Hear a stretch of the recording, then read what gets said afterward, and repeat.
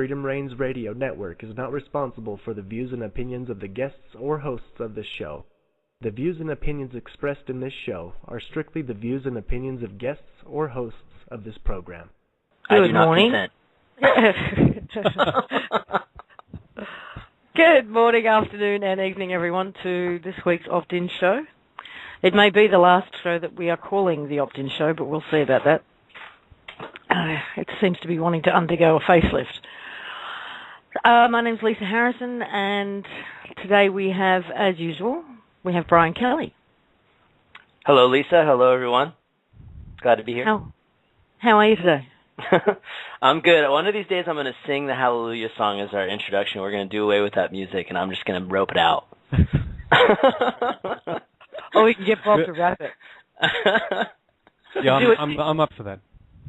I still want Bob to do his Ewok rap online. Oh, it's going down. That's happening. That has to happen. And how are you, Bob? I can't believe you said that on air. Yeah, the pressure's on. One day you would like to do that on air. I'm doing fine. I'm doing really great. Welcome, everyone. And no, I'm not Ewok rapping tonight. Get ready. We might hit you up next week. And Chris Hales. Morning, everybody. Bob, Brian, Lisa, Scott, who's there somewhere too. I'm sitting here down in Melbourne with possibly the strongest cup of coffee in the city at this point in time. Nice. Working my way through it. And glad to be here. There's a lot to talk about today. There is. I'm wary of actually saying that at the beginning of the show, because last time we did that, we got cut off 20 minutes in. So We did. Well, we'll take our chances, won't we? We'll just plow in.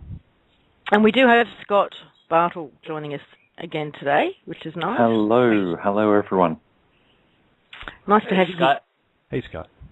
Hi.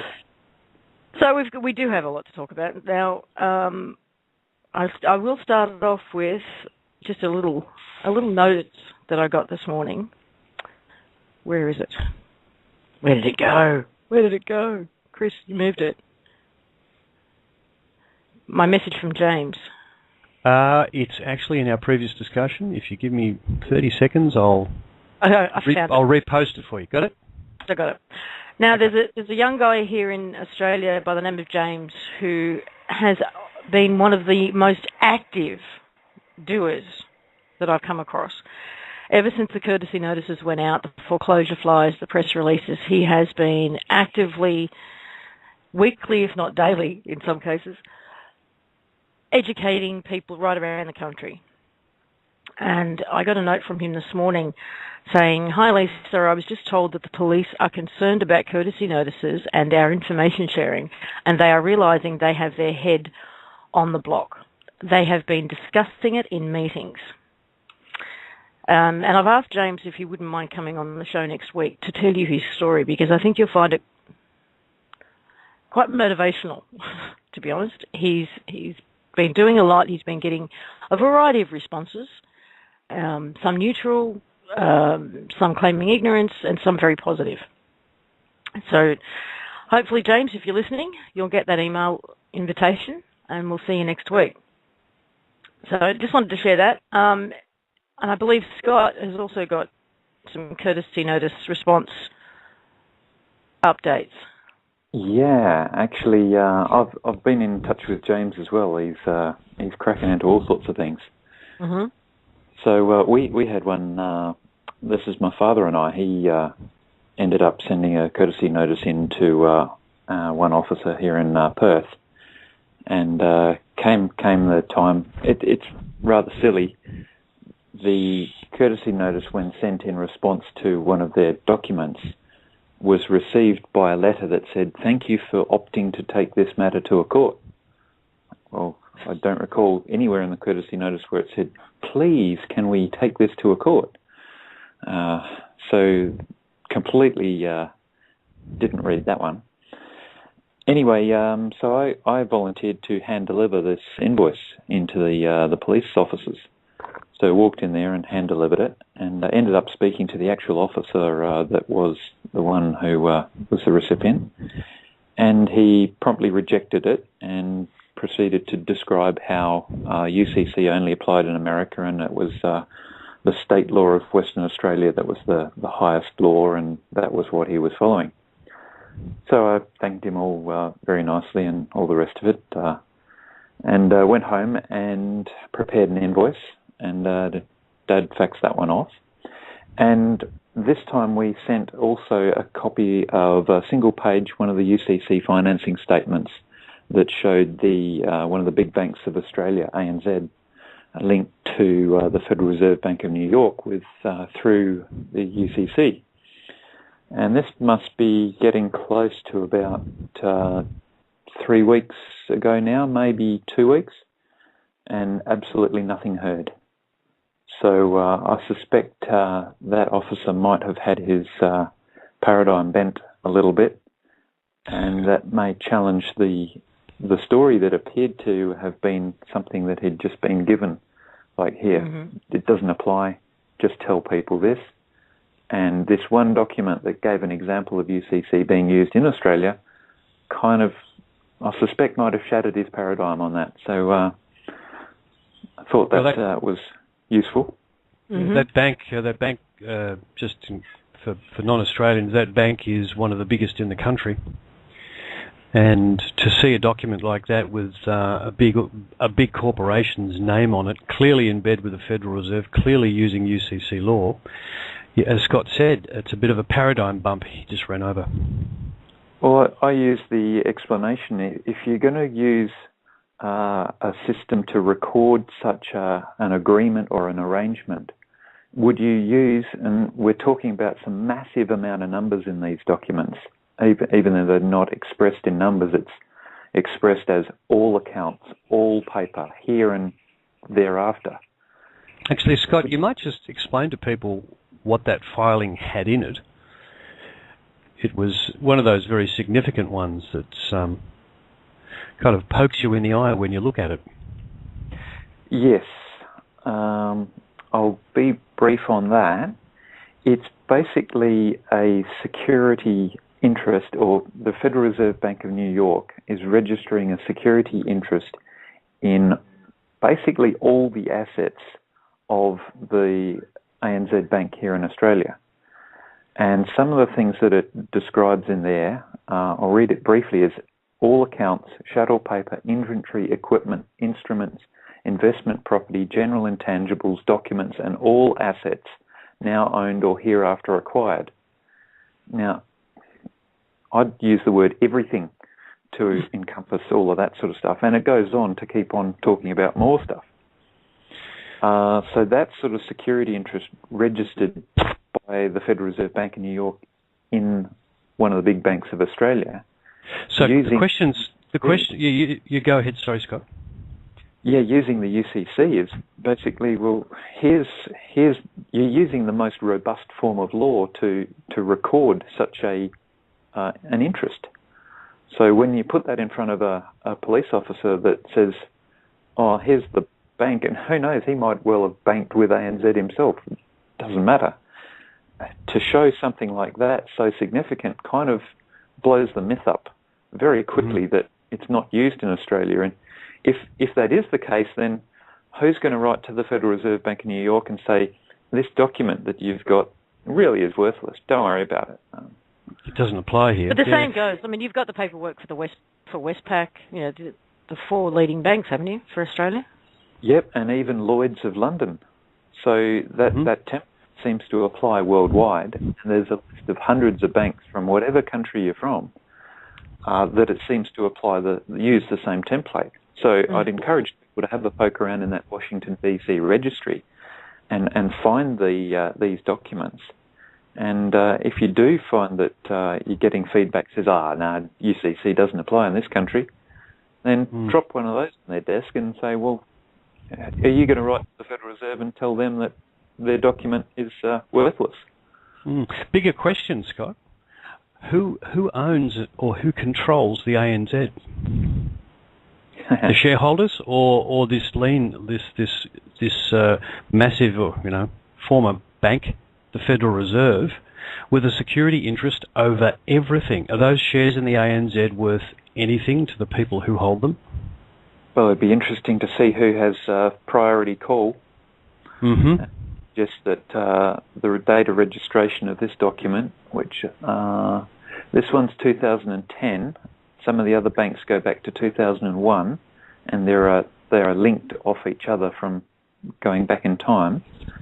So I think in the whole part of the UCC is the registration and order in which you're registering these security interests. So I'd say the shareholders are going to take a lower priority in this instance. So if the ANZ Bank had a problem, you'd suddenly find you actually had shares in the Federal Reserve and not the ANZ. Okay, because the Federal Reserve would just step in and take it over if something happened, I suspect. And given the Federal Reserve is either actually not existing anymore, according to some, or about to be converted into the Treasury, according to some, but either way, that's a mess.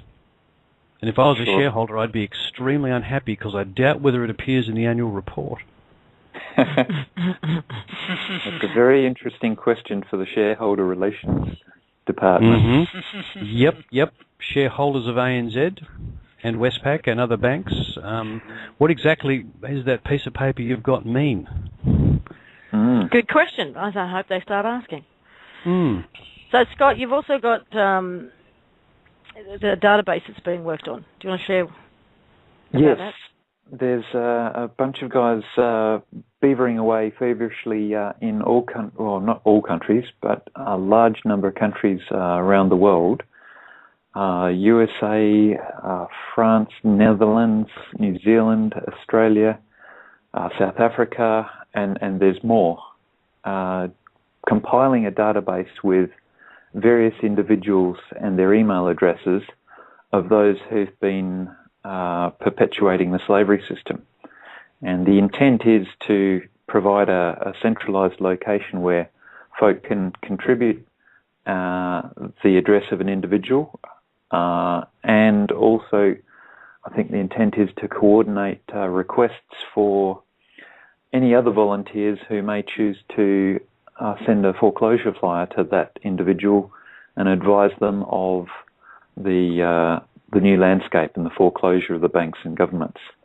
So it's bringing a few people together to get. So we'll have a database available, say, on the optin.com website that anybody can go to from anywhere in the world and look for the names and email addresses relevant to their country.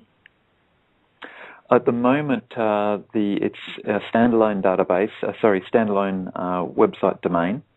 Oh, okay. And there's an email address for a gentleman who's volunteered to field questions on that at the moment whilst it's being prepared.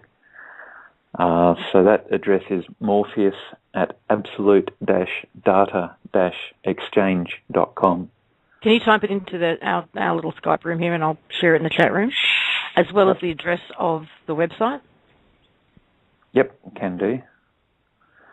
So that's being put together at the moment, and I think they're looking for some additional volunteers in, I think, Greece and Cyprus to help with some of the immediacy of that situation over there. Mm-hmm. And are there any other countries that you need volunteers that you can think of at the top of your head? I will look at my little chat. I've got a link. I closed it down earlier on. Hang on, there we go. Got it. So looking for Spanish, German, and Dutch. Spain, Germany, and Holland, I think, is an extra one there, and Greece and Cyprus. So that's where there's a call for some additional contacts. Great, thank you very much. Now, just to change subjects for a second, only to answer some questions that have come up in the chat room. Project 13, the name, the reason for that name is that 13 is the last holy prime and Fibonacci sequence that Caleb could find that all line up, is the number 13. Excuse me. So that's why it's called Project 13. Okay, what are we moving on to now? Scott, did you have anything else you wanted to share or cover off today? There was a courtesy notice diagram. Yeah, there's a diagram that we put together with regard to the courtesy notice, and I'll post in the link to that one as well. It's currently hosted up on Scribd, and I think BZ is working to get that one up online as well on the Oppt In site.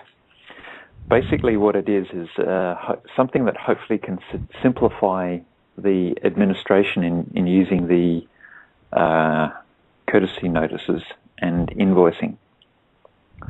The principle is that if you have sent a courtesy notice to the originator of an action, say for example a loan at a bank, then you've sent one courtesy notice to the bank. They tend to engage multiple players beyond just the bank. They might get debt collectors, lawyers, process servers, courts, you name it.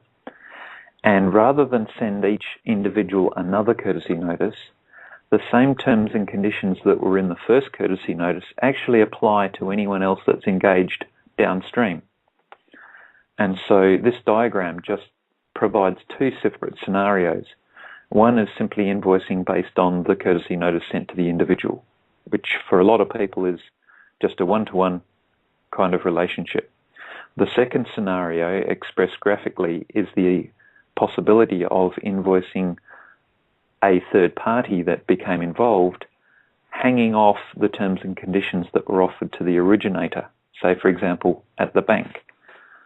And the effect this has is it keeps the matter on the desk of the originator. And I think people would be quite familiar with the tendency for a lot of these people who are enforcing this slavery system is they want to get it off their desk as soon as possible. So they engage the legal department or the lawyer or the debt collector, and they've shifted it from their desk to someone else's desk, and they breathe a sigh of relief and go, phew, got it off my desk, it's all done. By invoicing them for the action of the third party and keeping that matter on their desk, it doesn't leave their desk, and it encourages some further investigation into, well, what am I going to do to resolve this one? So that diagram might assist in providing some relief to that scenario. Well, I just posted the link to it in the chat room, and I'll do it again. It's on the optin.com website under OPPT Courtesy Notice Frequently Asked Questions. Brilliant. Okay. Lovely. Fantastic. Okay, that's all. That's all from you? Okay. Okay, last week, Chris talked about a bond and oath that he had created and subsequently created a bit of a shitstorm, didn't you, Chris? Yeah, I did. And look, we released that, and probably looking at the reaction that we got, there was more discussion we should have had about it on air, and the information on the website should have been more specific, because there was a couple of things about it that we just didn't emphasise enough about what we'd actually done. So we've taken steps. Can you go back though? Go back to the beginning and just explain why you felt the need to create it in the first place. The need actually came from Captain Derrill. He has a couple of people he's dealing with in the military who were kind of interested in seeing these things, asked me if I would write one. And I said yes, and I started to work on it, and we're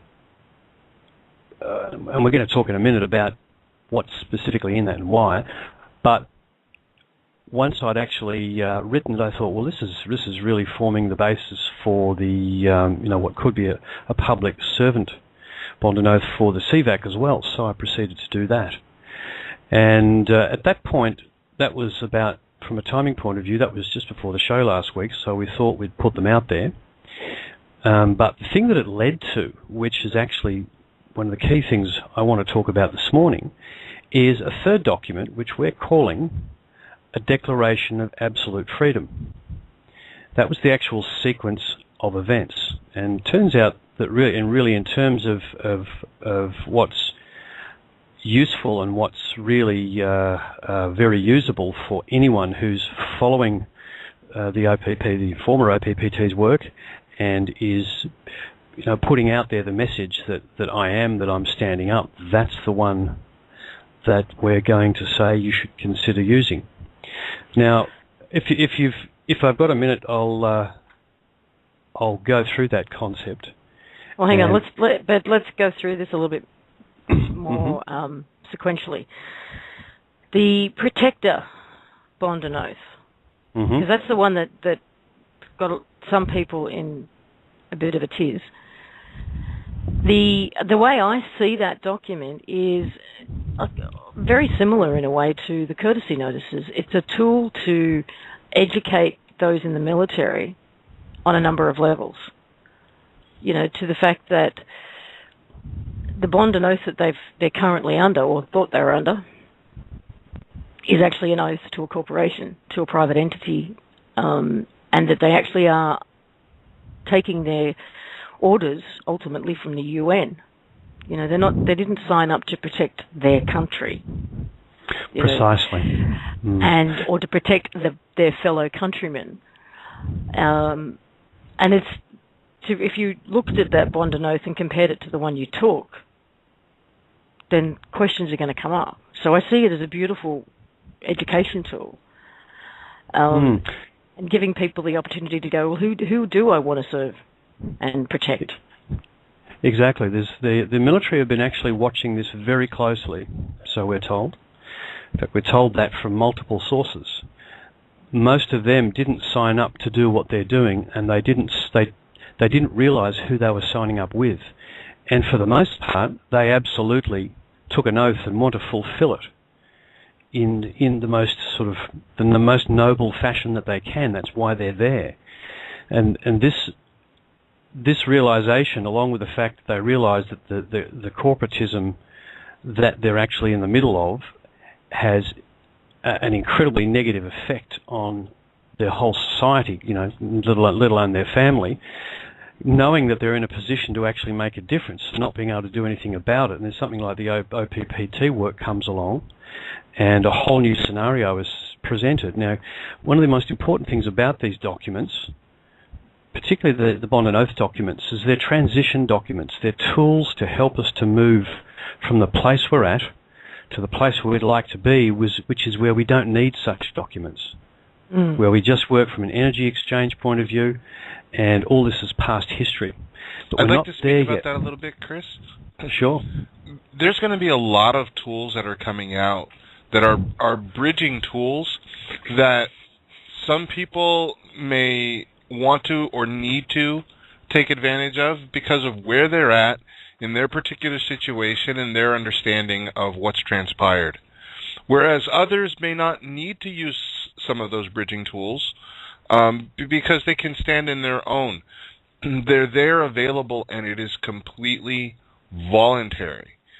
If someone wants to make use of one of those tools. And in particular, I thought it was interesting to note that oath and bond, when it comes to the protector, this is something that is very, very much so directed to the volunteers who would volunteer for the military service or that enforcement side of the military orders that were in the UCC filings.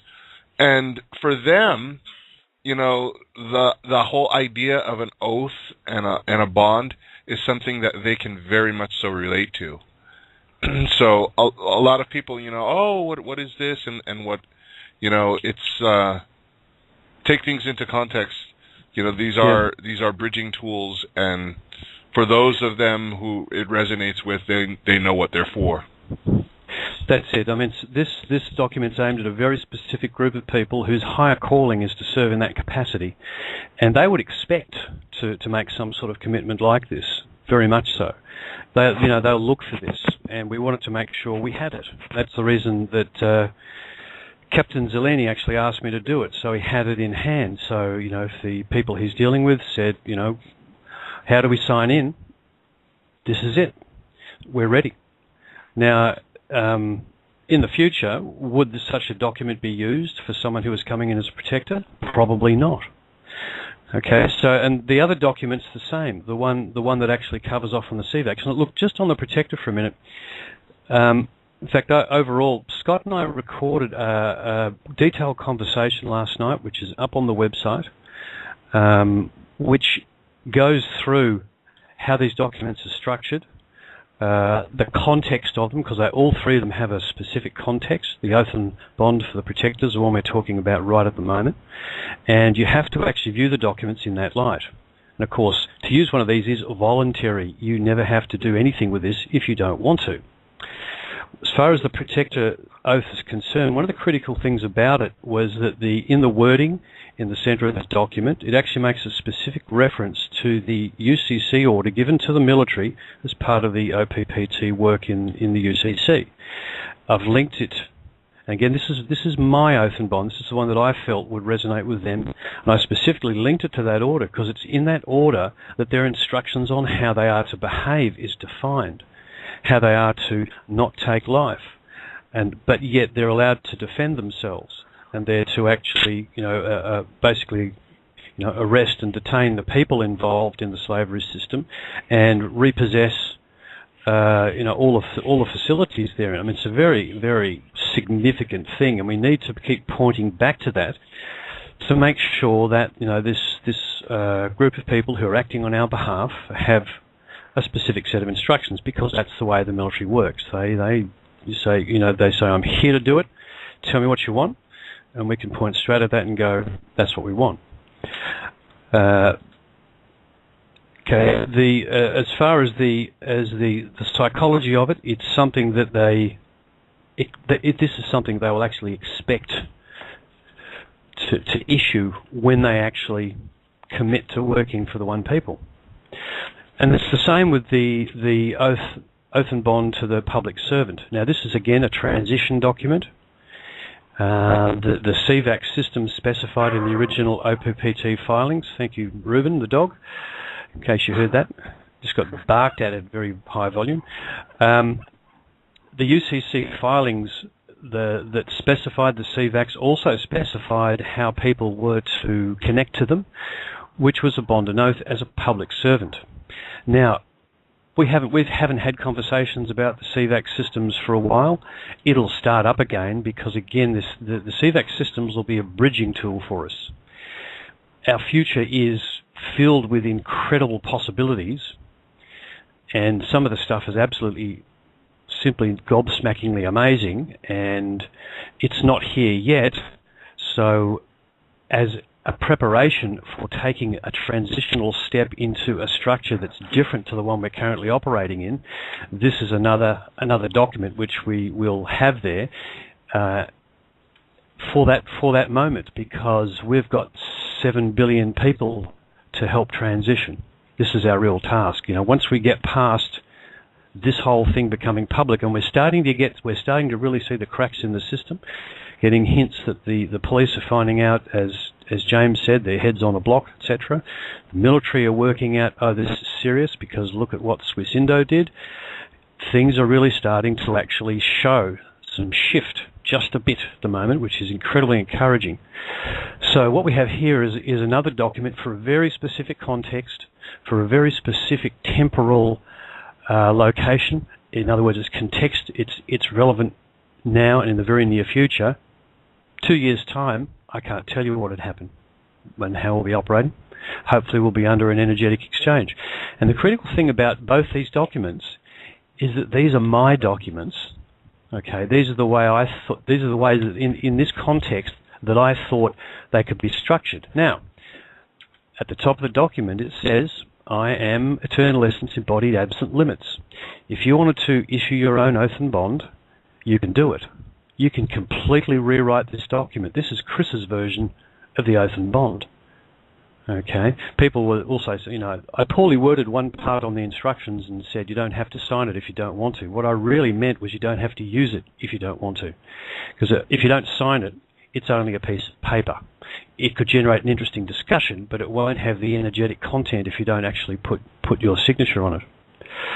So the oath and bond are really going to be for a fairly specific group of people who with a very, very specific desire to serve, who can rewrite and issue their own oath and bond should they choose to. These documents will be issued as Word files, fully editable. If the words resonate with you, you could use it exactly as it is. For instance, I was having a discussion with BZ Riga, and she said, I'm not that keen on the CVAC systems of assistance being on the Declaration of Absolute Freedom. I said, well, in your instance, you just delete it. Put in exactly the words that you want. Okay, so remember that the oath and bond for the public servant and the protectors are for people who want to serve in specific capacities at this transitional point in time, and that you are completely free to rewrite these as you see fit. And the final one, which was I think should be, hopefully, really widely used by everybody, is what I chose to call Declaration of Absolute Freedom. Now, again, these are my words. This is what resonates with me. It's a Word file. You can do with it as you wish. Where there are references to the UCC down the bottom of the page, okay, because we've got, just use footnotes to actually create the links to those. The only thing I'd suggest is make sure that if you remove something that's got a footnote reference next to it, that you actually get rid of the footnote at the bottom of the page too, so that the document hasn't got some useless information at the bottom. Now, the Declaration of Absolute Freedom is exactly what it says. It's written from the Absolute. It's contextual in that it still actually refers to, in this instance, a couple of things in the UCC filings, not as many as the other documents. I wrote it that way because it's relevant to me now and brings in the things that interests me. For instance, I like the fact that it refers to CVAC systems because I support the notion we need a platform to springboard from. But if you prefer just to refer to the Universal Exchange, that's absolutely up to you. So one thing I wanted to note is that all of these things are restatements of universal law. Universal law, which basically states that all of us are free to do what we will with full responsibility. All of us are free to do what we will with full responsibility. And to enunciate your full responsibility in your chosen doing, anyone can do. And like Chris said, if you want to create your own, and it doesn't have to be with just the enforcement. If you want to create an oath and bond to your dedication and your doing with education, feel free to do so.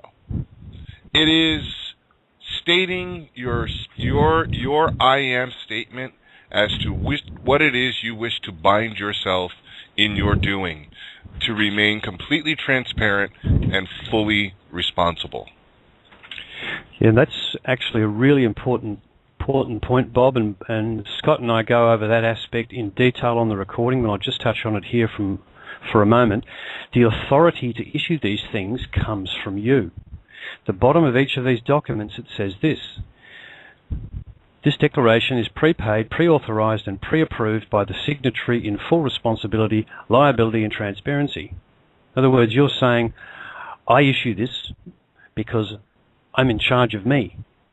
And I'll just read you out there's a relevant passage in here in the That I Be section of this document. It says, that I be, absolutely free and free of debt, owner of my body, value and labour, a custodian and steward of earth. End of story. This is like your personal declaration of independence, and it's written from the absolute position, almost entirely. It's the way this works, and these are my words. This is what I put down on paper, and there is no further that you can go. You're not actually part of any structure. There's no statutory authorities involved here at all, no fictions, no man-made stuff. There's just you as eternal essence making a statement about yourself to the rest of the one people. And this document actually, it speaks as much to the old system as to make a statement to everybody. It is entirely based in universal law, and the issue of is this a contract? In terms of the oath and bond ones, there was questions about is this a contract? Is this a contract? If you take the old system view of the bond and oath as having a two-way connection, you could argue that it's a contract, but that we are free to actually reassign, repurpose that old terminology. And in my version of the bonds and oaths, I chose to use the term bond and oath because they resonate with people who, that resonates with me, resonate with people who want to actually give what I consider to be a gift of energy to the people. The Declaration of Absolute Freedom is simply a statement saying, I am free, and here's why. And I'll read the I am statement out of the Declaration of Absolute Freedom too, because these are my words, that I am serving the one people with my being, eternal essence embodied, absent limits, doing always for the greater good of the one people, greater good of Earth, manifesting a new civilization in this and all moments of now. That's how I feel. So if you want to change that or add to it, you can do it. Now, just an update, Chris, is that the Declaration of Absolute Freedom has up-to-date directions, and people are already completing them and sending them into the special email address provided. Brilliant. Yeah. It is happening. Yeah. Well, see, that's what we're doing, and our plan for it is this, or our suggestion for it. Okay. There's really several things that can be done with this. You can pop it in a frame and put it up on the wall, or you can put it on a fridge magnet, pop it on your fridge, and just when you pass by, it'll just remind you, that this is how you feel and that things are going to change. You could put these in with your courtesy notices. You can put them in with a foreclosure flyer. Anytime you actually address the system, per se, you can actually put one of these in there, signed. It's your statement of who you are. It doesn't oblige you to anything. That one is not in any way an arrangement with anybody else. It's a statement of your position in this universe. And if you do it with the right intention, that's going to add an enormous amount of energy to the whole equation of what the courtesy notices are doing when we inject them in the system. And we're seeing effects coming in the system now where they're realizing that Houston, there is a problem. So using this document, as you will, the Declaration of Freedom, one of the other things that we're planning on doing is when you download it, and we're still working on that, folks, it's a work in progress. When you download it, we're going to ask you, if with your permission, to give your name, your geographic region, and that will end up displayed as a list on the website to show that you've stood up, put your hand up and said, yep, I'm here, I'm in absolute, and I know what I'm here for. And what we're hoping is if we get lots and lots of people putting it up there, we're going to have a scroll that goes for pages and pages and pages, and it's from all corners of the planet. And that is to provide physical, visible evidence to anyone looking at the website that the one people are standing up, which is one of the things that's going to be happening in this whole process, is everyone's going to stand up and say, what did we just do? Well, let's not do that anymore. Let's go and do what we want to do. If you really want to raise the bar, you can get a tattoo. I can get the courtesy note. You can get the oath and bond tattoo. Some body parts. We'll bring you on the show. We can talk about it. Yeah, we could have an eye. You could get the eye in the circle for the Universal Value Exchange. You could get that tattooed on your butt, Brian. There we go. It's a nice little symbol. Don't do it on your forehead, people. I've seen tattoos on foreheads. Doesn't work. And don't post it on Facebook, please. If you are going to do anything on your forehead, don't do it in the mirror. Yeah. So, Scott, have I left anything? Scott, have I left anything vital out of this discussion at this stage? No, I think that's covered it pretty well. And if anyone wants the detail, they can have a listen to that audio session that we recorded. Yeah. Yeah, we went through the whole thing in detail. Which can be found on the website under the One People Oath and Bond, as well as the Declaration of Absolute Freedom. When you go onto the website for those pages, you'll be able to access the audio that they're referencing. Yeah, and just remember, folks, fully editable Word files, you can do with them as you wish. You can use them exactly as is if it resonates with you, or use it as a platform to... Yeah. Yeah, the other thing... Yeah, one of the things that I do want to specifically mention, my feeling about the Protector Oath and Bond and the Public Service Oath and Bond is they're actually an energy gift. You're actually gifting your energy, your value to the people for a period of time that suits you. Okay, and the arrangements, you can put in whatever terms and conditions down in the I am section. I called it an energetic promissory note. And it's completely under your control because you wrote the terms and conditions. So it's something people should be very comfortable with come the day. And we'll leave it at that. Thanks for everybody for listening. I think another good way of looking at it too, Chris, is it's like an intention. How powerful intentions are when you send an intention out into the universe. And, when you sign that thing, it's like it's a vow. You're setting an intention. And, interesting things manifest when you do that with a very powerful intent. So it doesn't need to even necessarily be given to anybody. I mean, just signing it and looking at it. You're paying your energy into it, and that's a powerful thing. Now, while we're speaking of that, if Lisa doesn't mind me giving a moment more to this, there's a conversation that I had with Julian Wells up on the website. You'll find it. It's actually on a separate page because it's a fairly significant conversation, because Julian's been monitoring sort of the energetic build-up as we've gone through this whole process the last 4 months, and in as much detail as he can. And these processes don't give you absolute details. They give you trends. They give you relative sizes and relative sort of time frames for things. It's interpretive, and I do trust Julian's interpretations because he's been quite accurate so far. But when he looked at the energy surrounding this idea of the one people standing, he was seeing a type of energy he's never seen before.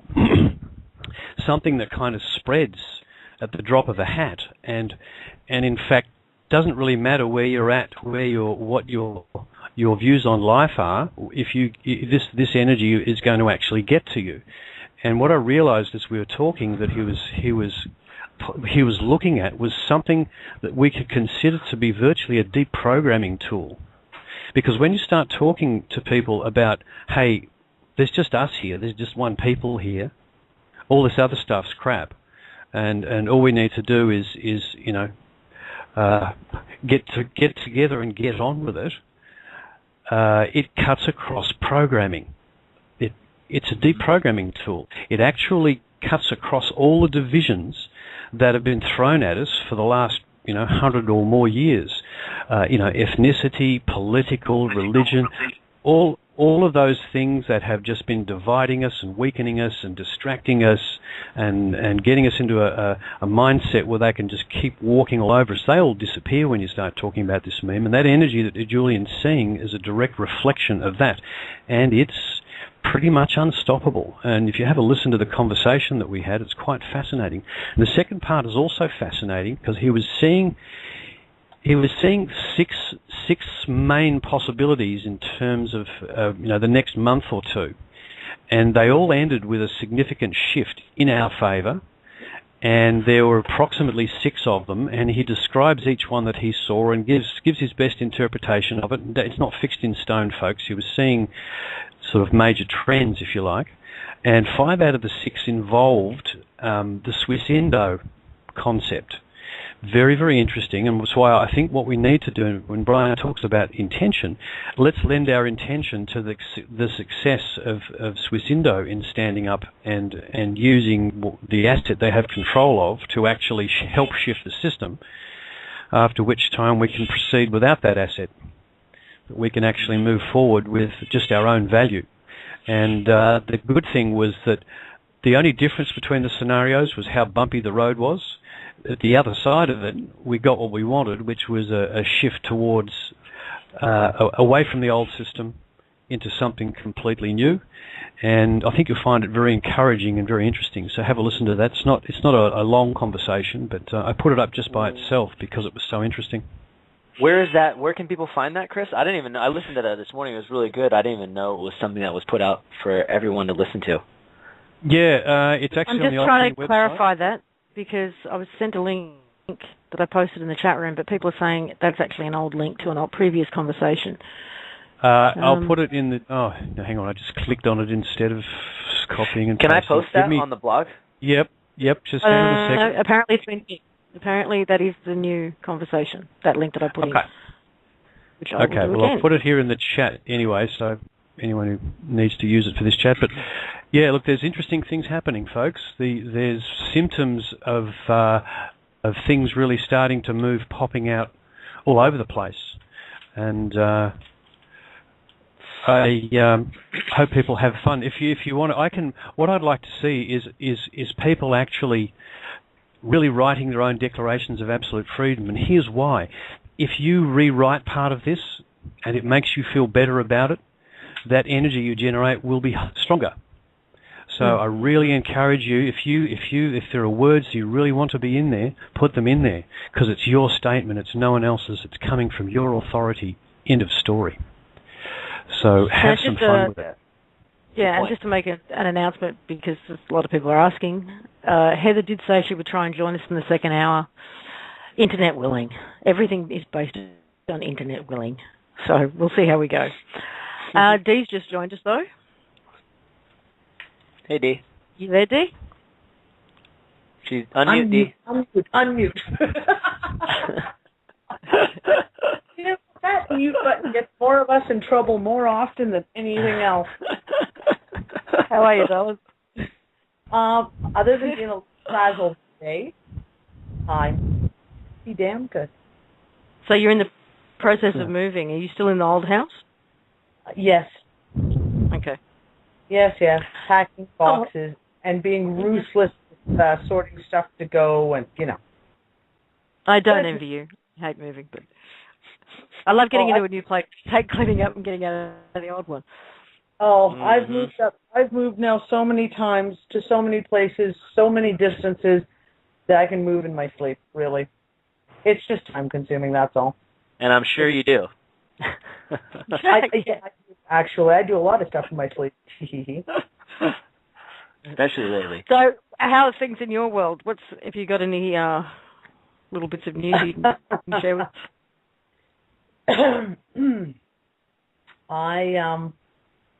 Ooh, straight face and serious voice. What happened?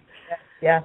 I had an interesting conversation today, and I'm not capable, I'm not allowed, I cannot possibly give details because it would seriously compromise my source.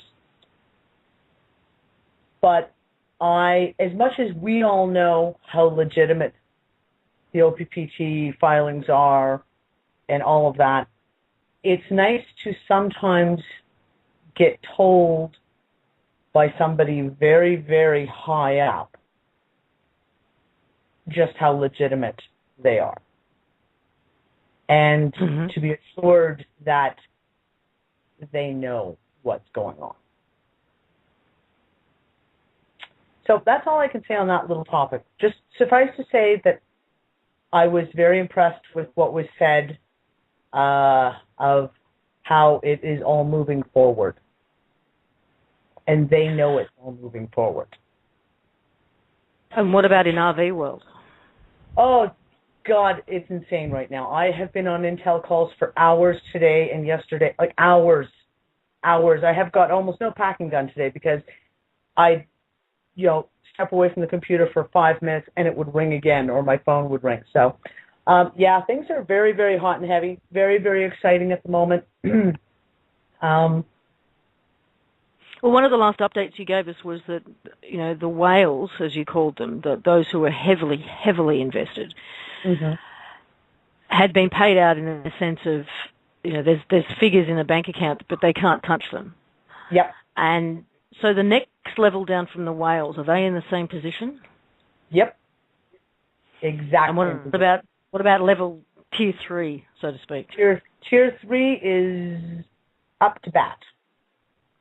Oh, okay. So what's tier 2 called? You got the whales. Do we have kind of like the dolphins and then the tuna fish? They're uppity ups and the uppity ups and the power brokers and the people who are movers and shakers in RV land. Let's just call them that. So, but you watch them very carefully because certain ones have certain roles that they are assigned to play.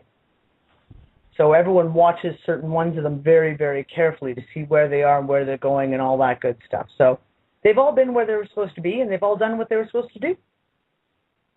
And lots more action going on behind the scenes in that whole double dealing, dipping world of, new financial systems, which is such a crock. Anyways, I'm sorry. I'm so jaded now by the whole thing that everything I hear, I'm just like, oh yeah, this is just so transparent.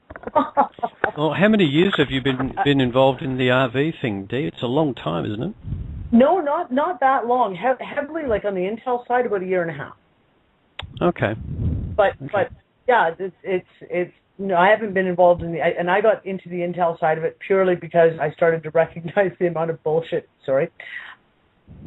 This info being tossed around. I was like, I can do better than this. I know I can find sources and find out my own information, which I did. Hence the fact I am where I am today.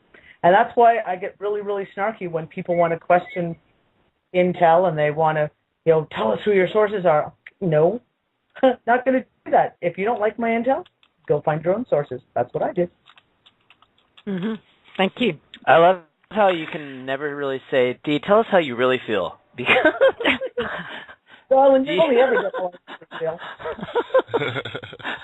There's no BSing around with Dee. You just want to know. You want to know something. We want to know what's really going on. Call Dee and ask her. Guaranteed she's going to tell you exactly how she feels first time. Yep. No monkey business. No. Yep, in fact, Dee can sort out most of your problems. I've discovered very quickly. With a boot, usually. Yes. Dee needs her own show. It's going to be called the Ask Dee Anything Show. Well, it's going to be called I've been known as Dr. D for a long, long time. You ask Mushi. I have been Dr. D for a long time. Well, your show could either be called Dr. D or the Steel Tip Boot Cap. Yeah, that's right. Here's my boot. No. Come on, guys. I'm a nice person. I'm Susie Sunshine. You should know that. Right, all you guys in the RTS Skype room who I ripped a new asshole to yesterday, but I am Susie Sunshine. Oh, there you go. Usually. Okay, Brian, it's your turn. Let's bring you out. What have you... God. Yeah, I know.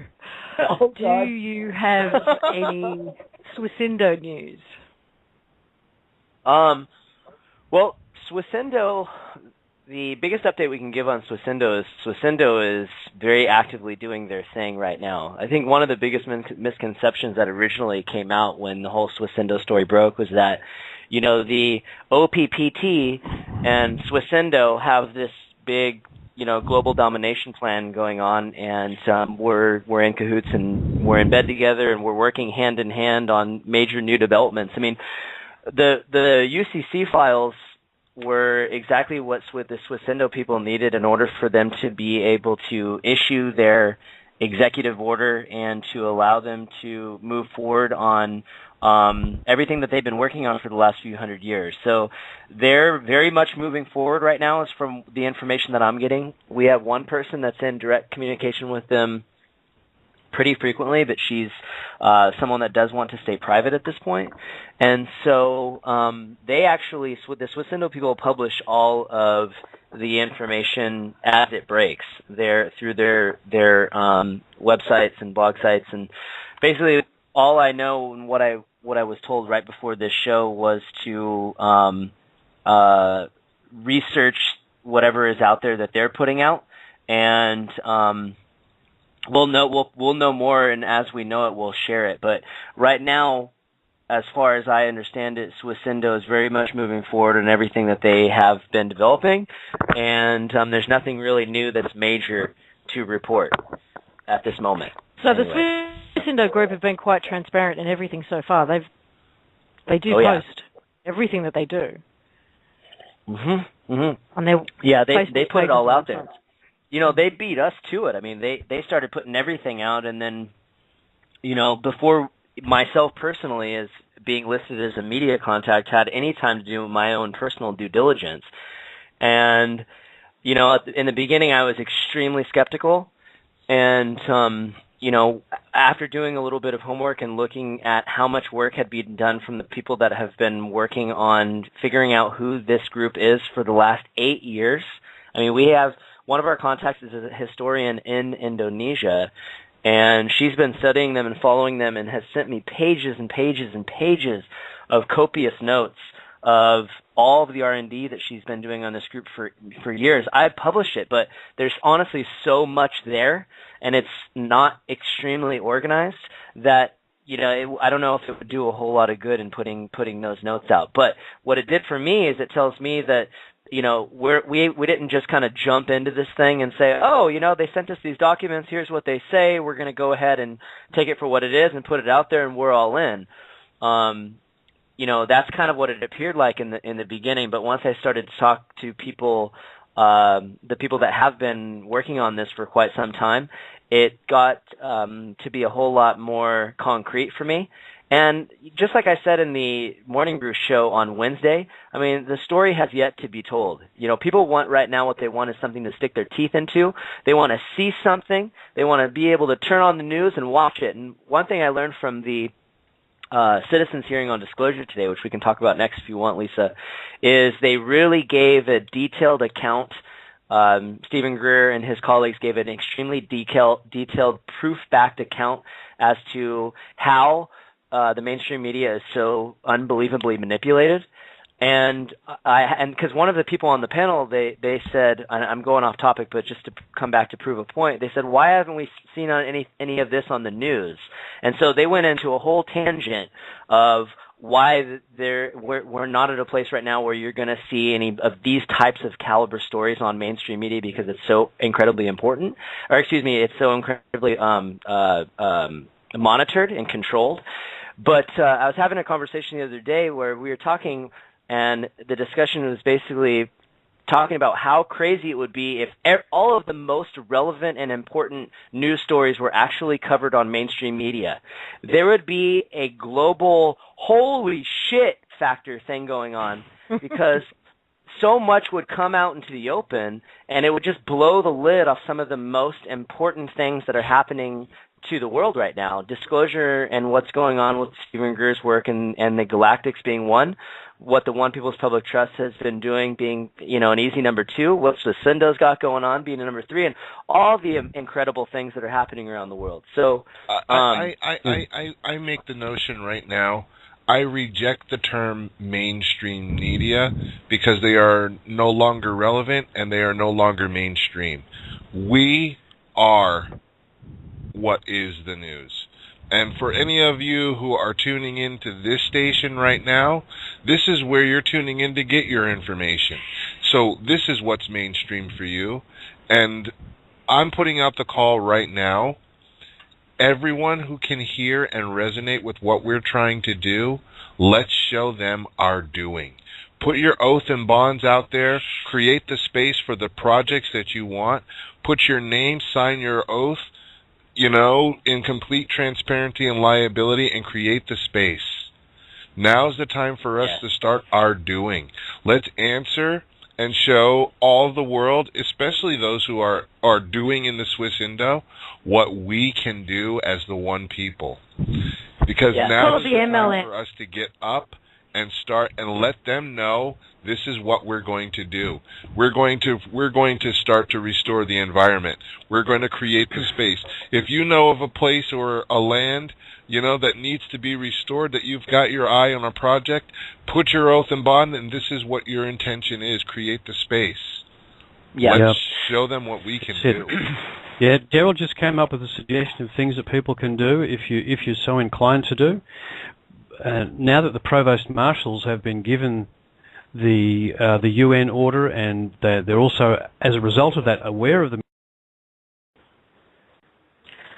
Hello, everyone. Can you hear us again? I can hear you. Back. Okay. We're back. While there. Yes, we're back in the chat room too. Lovely. Awesome. Oh, good. Ooh. Good. Does anyone know at what point we got... Where did we get cut off there? Provost Marshals. Oh, we got to read what Daryl wrote regarding. Let's just recap for a second, because people may not understand. If they missed that part of the call a couple of weeks ago, they may not understand what that is. Is that the Swiss Indo sent orders to the UN, military orders. Mm-hmm. So now, as one of my favourite comedians of all time, Robin Williams, once said many years ago, the UN is like a traffic cop on Valium. So anything given to them is going to take a great deal of time, because they're all going to, argue over this.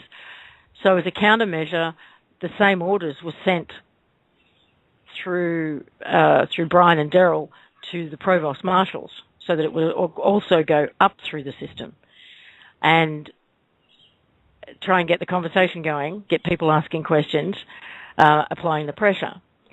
So that's what's going on. That's what's in reference when people say these documents or orders going to the Provost Marshals. So I just wanted to give that background.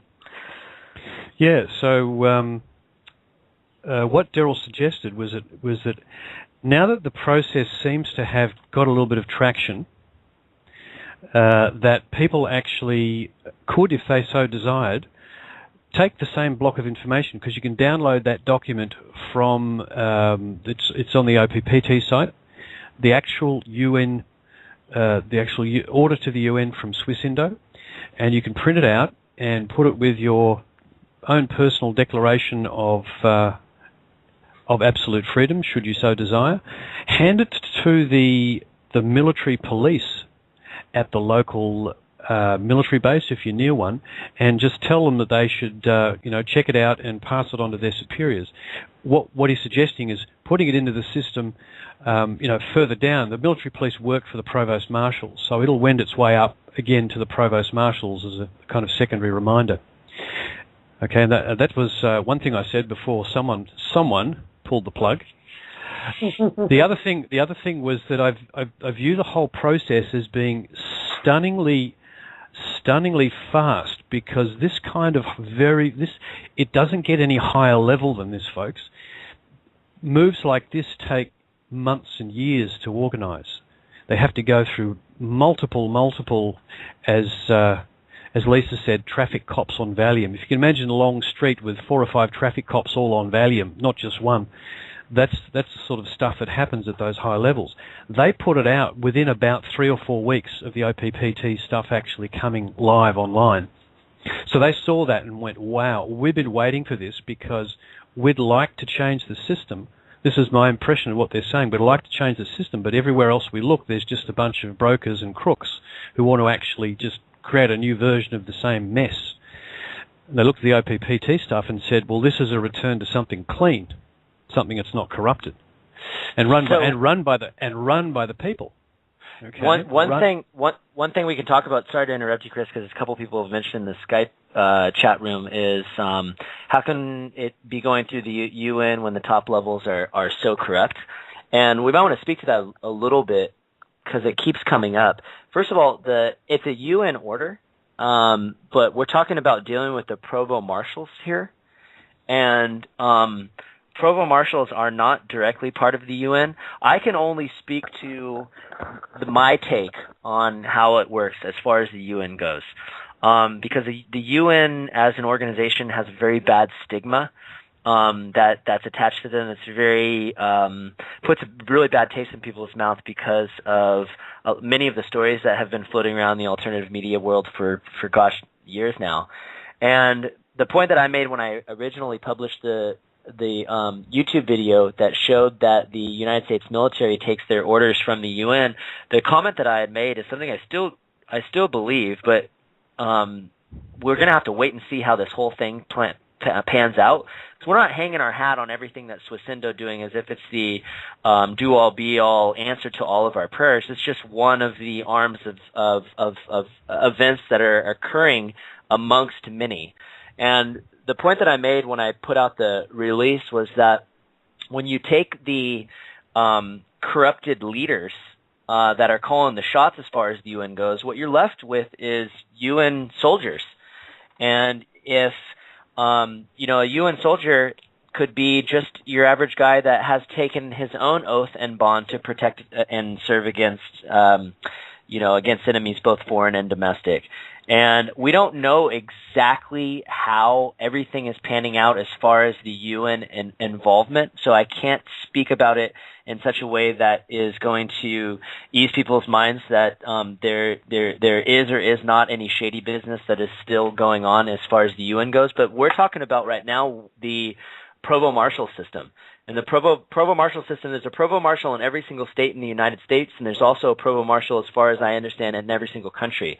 These are the organizations that are now being noticed and notified, which is essentially the equivalent of them receiving a courtesy notice and letting them know what has happened with the foreclosure flyer, with the UN executive order, with the military order put out by the One People's Public Trust. And it's to let them know what's going on so they can circulate it amongst their inside their own house to figure out what now that they're going to do with it, considering the ramifications that are global in scope and how they're going to now move forward. So these are the kinds of conversations that are happening behind closed doors that are very similar, as I have to assume, like the story that we heard from the contact in Australia about what's going on in the police department. So all of these are parts of the process. There's a lot of speculation going on. You got to remember, speculations and assumptions are opinions.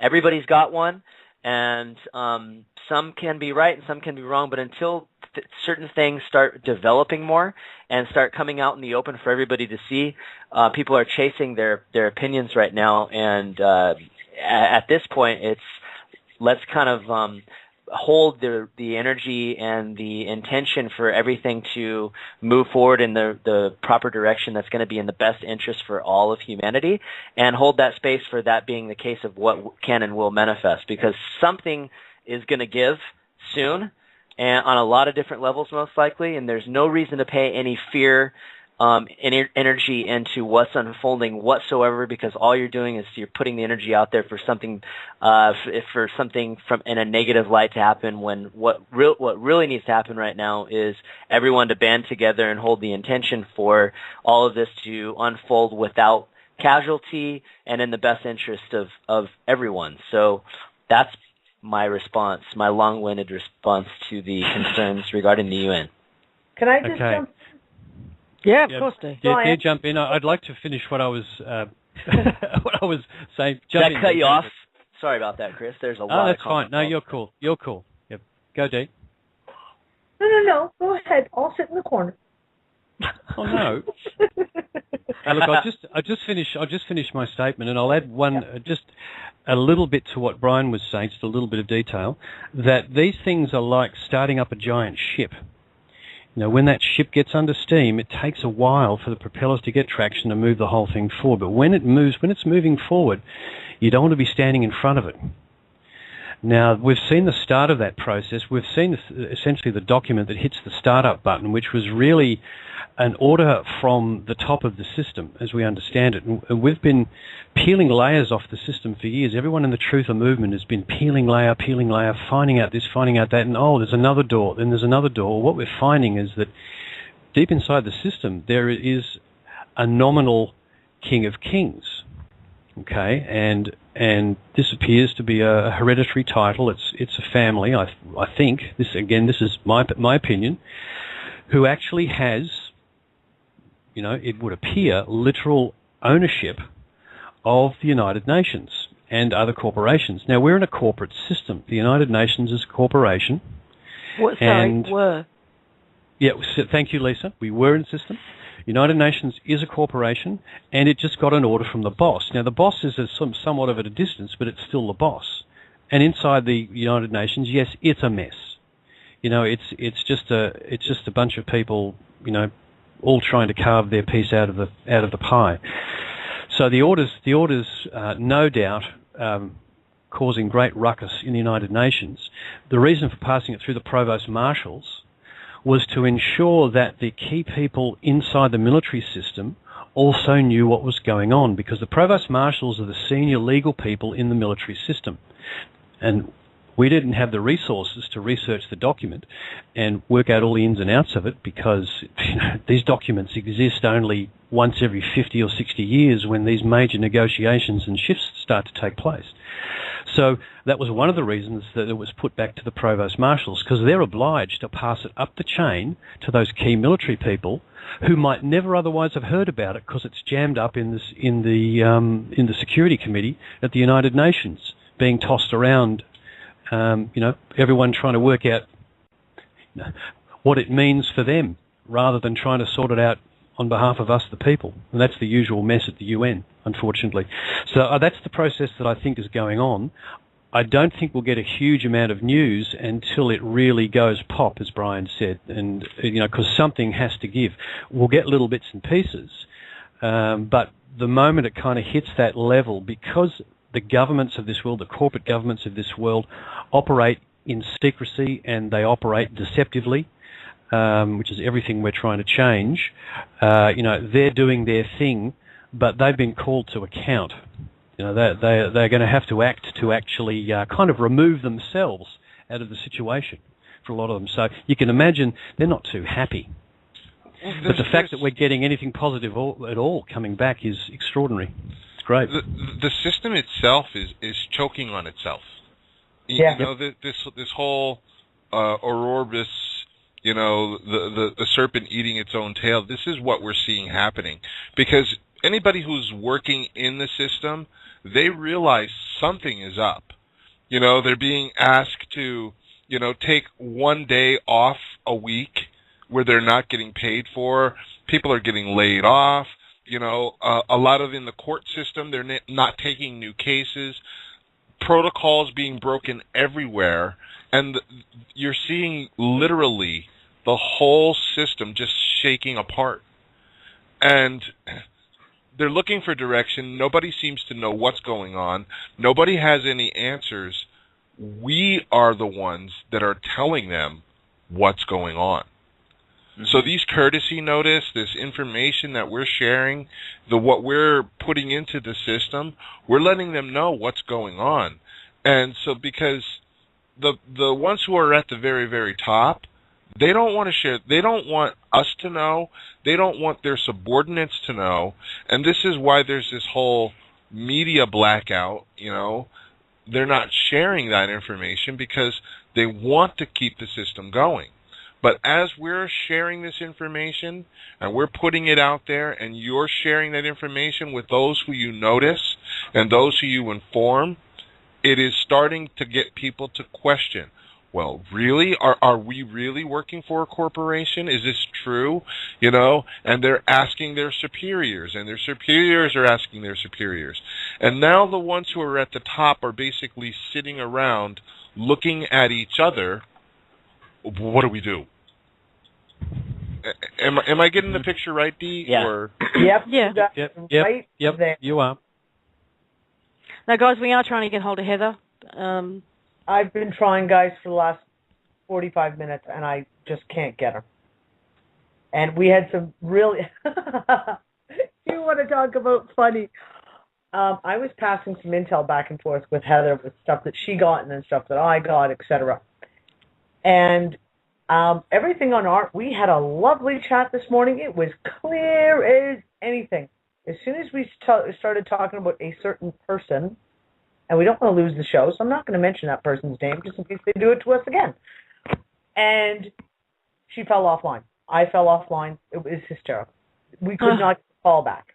So then, does it rhyme with Caleb Grinner? No. Okay. Well, speaking of Caleb Grinner, okay, Project 13. Let's go there because it's been put out. There is a post on the American Kabuki site, I believe also on Dee's Removing the Shackles, and also on the optin.com site. Hey, don't forget about my site, too. And Brian's site. Oh, it's on yours, of course. Brian's blog spot.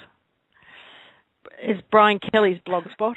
Sorry. Brian Kelly's blog.blogspot.com. Thanks, Lisa. I appreciate the plug. That's quite the mouthful. Say that fast 3 times. Okay. Lisa, if we're talking about this, we could actually talk a little bit about the citizens' hearing on disclosure, which we haven't covered yet, which people will find extremely interesting. Brian did earlier. Did Brian talk about that, or was that in the pre-show chat?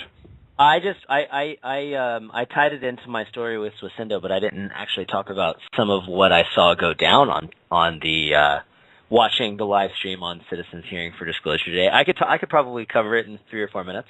Yeah, I'd do that because it is really, really prescient. What you got to realize, the system's being pushed. Its secrecy, its cover-up is being pushed from all edges, being hemmed in. So, yeah, a bit of information will be terrific.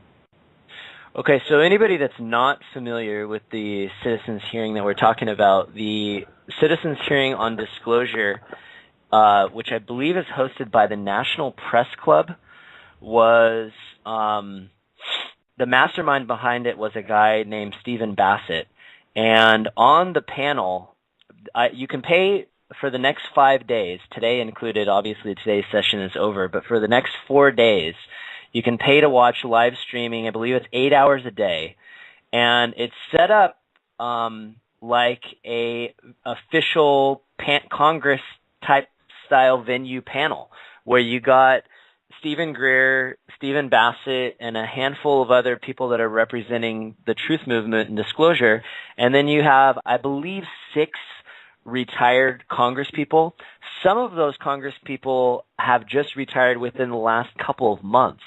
And so now, considering they don't have to worry about losing their jobs, they have agreed to sit on a panel to hear out Stephen Greer and his panel on evidence that they have to support not only the existence of extraterrestrials, but that they're here operating within our society on the ground. And so I only caught about 2 hours of it today, but it was fascinating. I think the greater majority of these particular Congress people, you have to assume that they're pretty open-minded for doing this thing, but they also went into it with the mindset of I'm going to need to see a whole lot of hard evidence and hear a whole lot of convincing in order for me to believe that the claims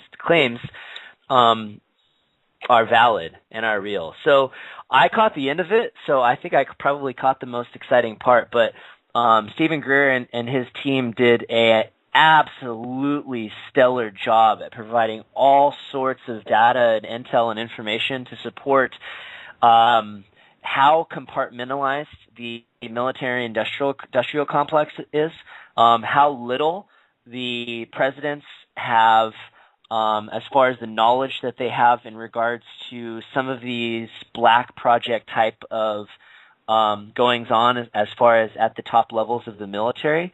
You know, back in the Eisenhower days, I guess they knew it all. And as you come to present time, the presidents know less and less. And there is actually some evidence that was shared in regards to Bill Clinton giving one of his top guys the mission to go to Area 51 to find out if there was actually a crash site there, as well as find out what the real reason was behind Kennedy being assassinated. So some really amazing stories came out during this time, and toward the end of it, the organizer, Stephen Bassett, actually got a standing ovation by everybody in the room, including all the people that were there to be kind of witnesses to the event, or the spectators, or the people that had tickets, or what have you. The whole panel that are fighting for the disclosure movement, and every single congressperson. Standing ovation at the end of day one. It was absolutely incredible to watch. I mean, this guy was in tears because he could see all his hard work coming to fruition the way that they really hoped it had. They thought it was going to take 5 days to get the buy-in from some of these congresspeople. One of the congresswomen, I believe her name was Congresswoman Carolyn Kilpatrick.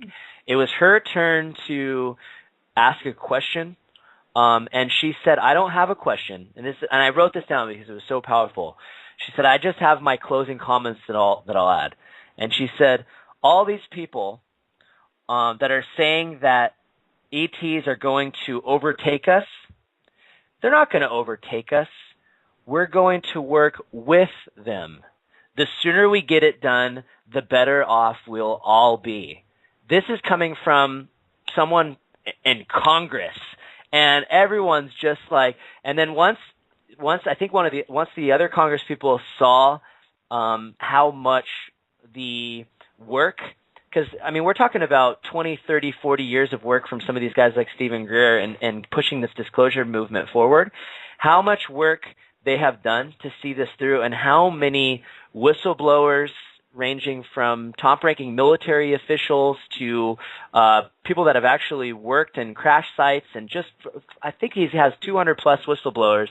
A lot of these facts and this data were shared in the Sirius documentary, but just praising all of the work that they had done and all collectively agreeing that something has to change in order for this to break into the mainstream media and for the United States to not only release all their files on UFO sightings, but release all of the data they have of government involvement with the various types of ET projects and black projects that are currently still under lock and key.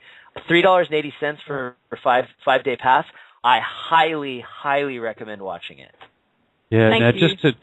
just to add to what Brian has said, I met Stephen Bassett a couple of years back. The guy's he was in Melbourne doing a presentation, which I went to, which was fascinating.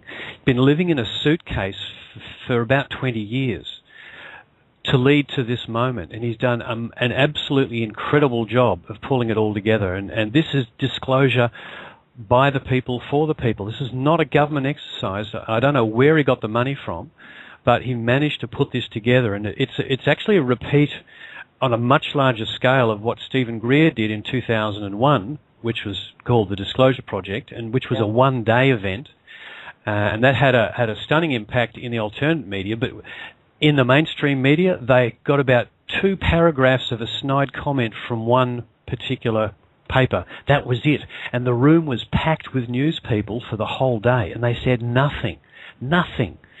Now we've got a panel of highly esteemed people, and an even bigger bunch of witnesses talking in far greater detail for a 5-day period. And I've just total hats off to the amount of work those guys have done. I don't know how they managed to pull it off, but I'm really glad they did. There's a petition. Real quick in closing, Lisa, and then this will do it. There's a petition on change.org. If you go to change.org and you search call to urge CNN, Fox, NBC to livecast the citizen hearing on disclosure, you can do a search for citizen hearing on disclosure. I'm sure it'll come up. It needed 2,500 signatures today. It just hit the goal of 2,500 signatures for CNN, Fox, NBC to livecast the citizen hearing on disclosure. So a lot of people know about this thing, and if it doesn't get any major media attention, then it's going to be very obvious that the mainstream media, the MSM or whatever Bob creatively decided to call it, I couldn't remember. If they don't cover it now, it's just going to be totally obvious that they're trying to avoid it. So hats off to all those guys for pulling that off. It's incredible. Yeah, corporate propaganda media. Yep. In my Chris accent. Yep. Now, I know this is probably going to be frustrating for a lot of you who've been wanting to hear about it, but in terms of Caleb's Project 13, what's been posted on American Kabuki's website, I personally don't have anything to add to. You guys know as much as we do. What's been shared with us then gets shared on these various websites. Dee, I'm going to ask you, though, do you know anything over and above what was posted? Basically, Caleb is, I believe, in final stages of testing of this new, what do you call it? Beyond a program. It's going to come out in stages, isn't it? From what I understand. I don't know. And that's the thing. Right now, it's been kept very, very quiet as to how it's going to be launched. And I think that's being done for the purpose of, kind of not announcing it to the world until it's set, until it's up and ready to go. I do know that, like everything's just bustling on it. I know that they're in the last stages of testing. There's several apps that he's created or his team has created so it can be used on an iPhone or Droid phones, etc. So let me add to that real quick. Okay. Just real quick. The final day of everything that he needed to do, supposedly last time I heard, was April 30th, which is tomorrow. But everything is launching, like officially, like balls to the wall. Excuse my terrible thing using that to try to explain it, but it's the best I can do. In May. And then the question kept coming up in the chat room. So it's going to happen in May. It could happen the first week of May, second week of May. Nobody really knows, but it's going to be in May. It's not going to be the first or second week of May. That Heather, we talked about that. She was like, it is not going to be the first week of May. Very slim chance of it being the second week of May. So, as I said, by the end of May, it should all be done and up and running. So I'm just going to read a quote out of the American Kabuki blog post, which is that Project 13 is launching as the RUV Tools of Assistance. It combines and changes the functions formerly provided by harvesting tools such as Facebook, UCC, purported departments of licensing, purported banks, etc., all in one, and operates transparently and universally, not just globally, internationally or nationally. The biggest recalibration tool of the RUV exchange is that each embodiment is solely responsible for their being, value, and doing. All that they be, do, all their value, etc., is controlled solely by their self on their iPage, transparently for all to know, engage with, and deliver by free will choice. Okay? So I did see a reference to there being a bit of a, I don't know if registration is the right word. Well, I know it isn't, but I don't know what the right word is. Of lodging, perhaps recording your use of what we would currently consider registering a vehicle or, your house and things like that. So, but it won't be ownership. We've been talking about that ever since, from the beginning of the year, the whole concept of ownership. And it's a big one. It is a big one. Yeah. Lisa, there's a question that's come up from the chat room, which I forgot to cover before, about what we're doing with the oaths and bonds. And if I can take 1 minute, I'd like to actually give a response to that. Okay. Okay. Now, there's 3 documents. There's the Declaration of Freedom, which we discussed enough that you know what to do with it. For the oath and bonds, at the moment, they're the public service bond. What we want you to do is, if you're interested in using that, by all means download one, change it to what you want, fill it out, but hold on to it for the moment. As soon as the CVAC becomes active, obviously there'll be administrators in place, and they'll call for those submissions. They'll call for volunteers, and that's the point to use it. So we won't be holding any of those documents. For the military stuff, the idea is to download it, and we'll probably provide, again, a destination for that when the situation actually arises. So the only information we're going to keep, because there's some concerns about this database and there's all this information on it and who controls it, the only information we're going to keep is information voluntarily submitted when people download the Declaration of Freedom. It's going to just be their name, state, country at this stage, and that will be held in the database controlled by the webmaster.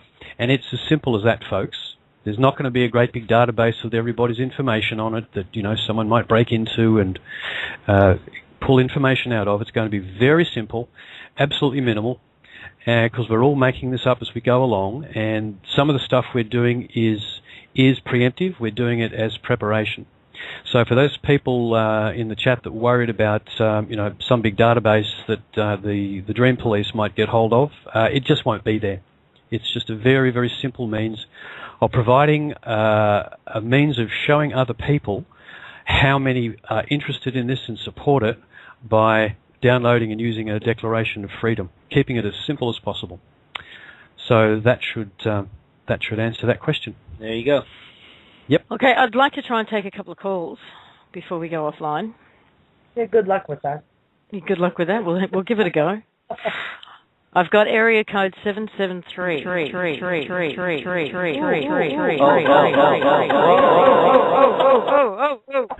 Oh my gosh.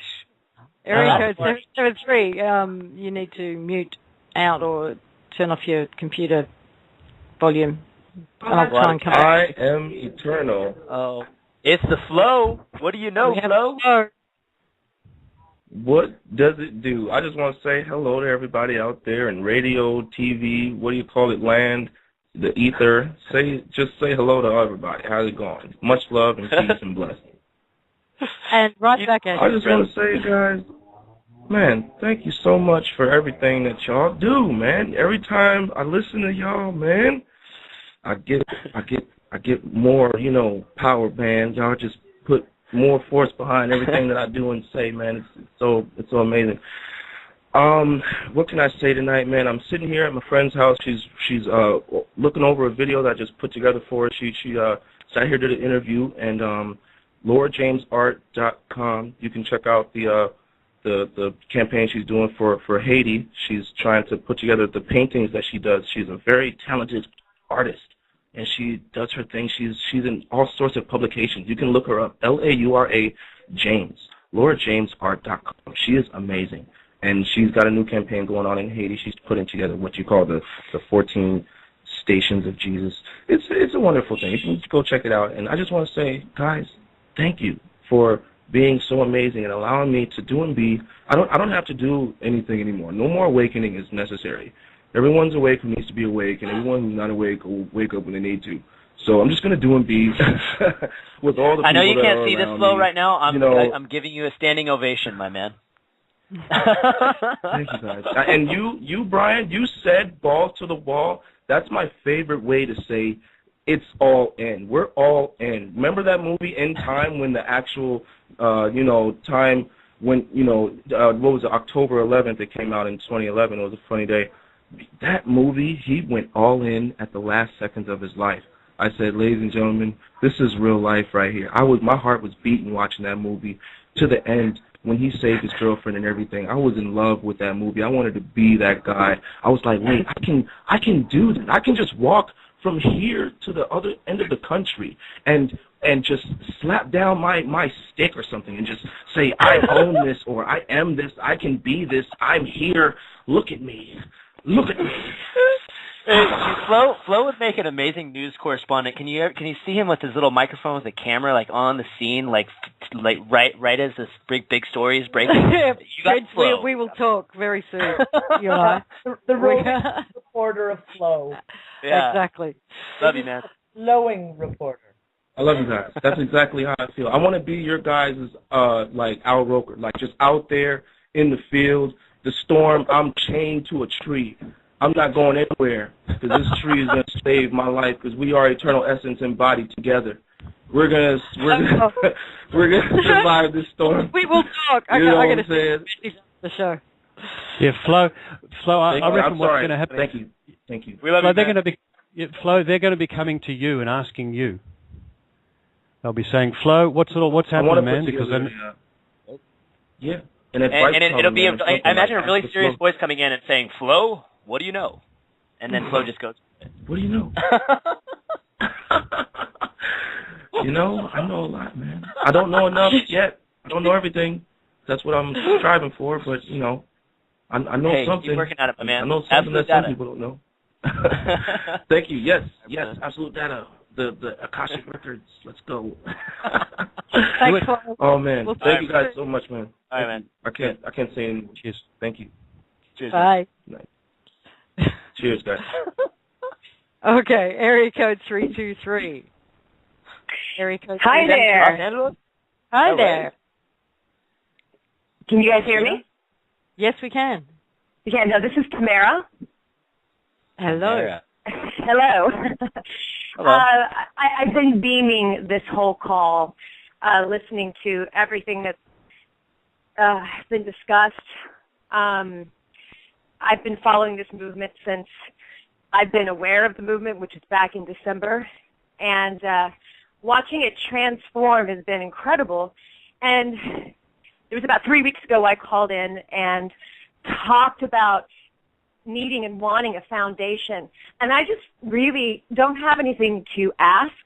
It's more along the lines of saying, Chris, thank you. I mean, of course, Heather and everybody else, the whole panel, for their time and their efforts and their sincerity and their integrity. But Chris, thank you for these documents, because this is exactly what we needed in our area to do the things that we need to do, to be a little more structure, to be able to talk to the alleged so-called authorities, to be able to shut down things like fluoridation in the water and other issues that our city is dealing with right now.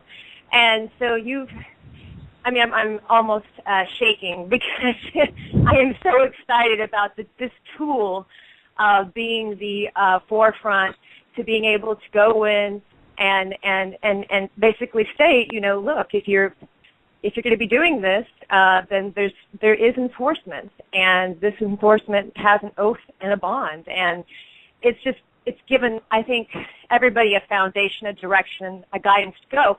And the bonus, on top of everything else, the bonus is that you trust us enough to be able to write our own blood oath and bond. And that's amazing. That level of integrity, of trust, I only see being reflected back at this group. Yeah. And it's growing and expanding from there. This mirror image that you're giving everybody is going to light up in no time. I see people taking these tools now. I mean, as of like 2 months ago, when I really started soaking in, I had this vision that I saw everybody in the street partying. I mean, little kids jumping rope. I mean, radios blasting. I mean, it was just like this one huge, amazing party. And now we've provided that foundation to actually get there and enjoy our time together versus the struggling that we've all been in. And I can see that now. And so what I'm trying to essentially say is thank you for providing that foundation and that pathway for all of us who need that. So, Tamara, what you brought up for me is, you've brought something up for me, which is, I've believed for a very long time that people live up or down to our expectations. Mm-hmm. And what this whole language about eternal essence, embodied, absent limits, has sort of brought into the conversation is that we have raised our expectations of ourselves and each other. Yes. And as a consequence, we're living up to them, Well, and that's... Yeah, sorry, go ahead. Go ahead. No, please carry on. I wasn't really going to say much more than that, other than... Okay. Go ahead. All I was going to say is that this has been proven actually in a town outside of Michigan where it's a small town, but all the business owners don't lock up their stores. They leave their candy stores open and candy out in the streets. The bike stores leave their bikes out. There's no locking of the bikes necessary because basically the trust comes from the core of the community. And as a result, that community reflects back that trust. And, I was thinking about the bombing that happened and, how the FBI, unfortunately, has this problem of wanting to set these scenarios up because they're so scared that these things are going to be happening. Or, of course, alternate agendas that don't serve us at all. But whatever it might be, they're creating the very scenario and the outcome that they desire. And so by nature, unfortunately, they attract those wrong people or those people that vibrate on that same level. Maybe that's what I should say.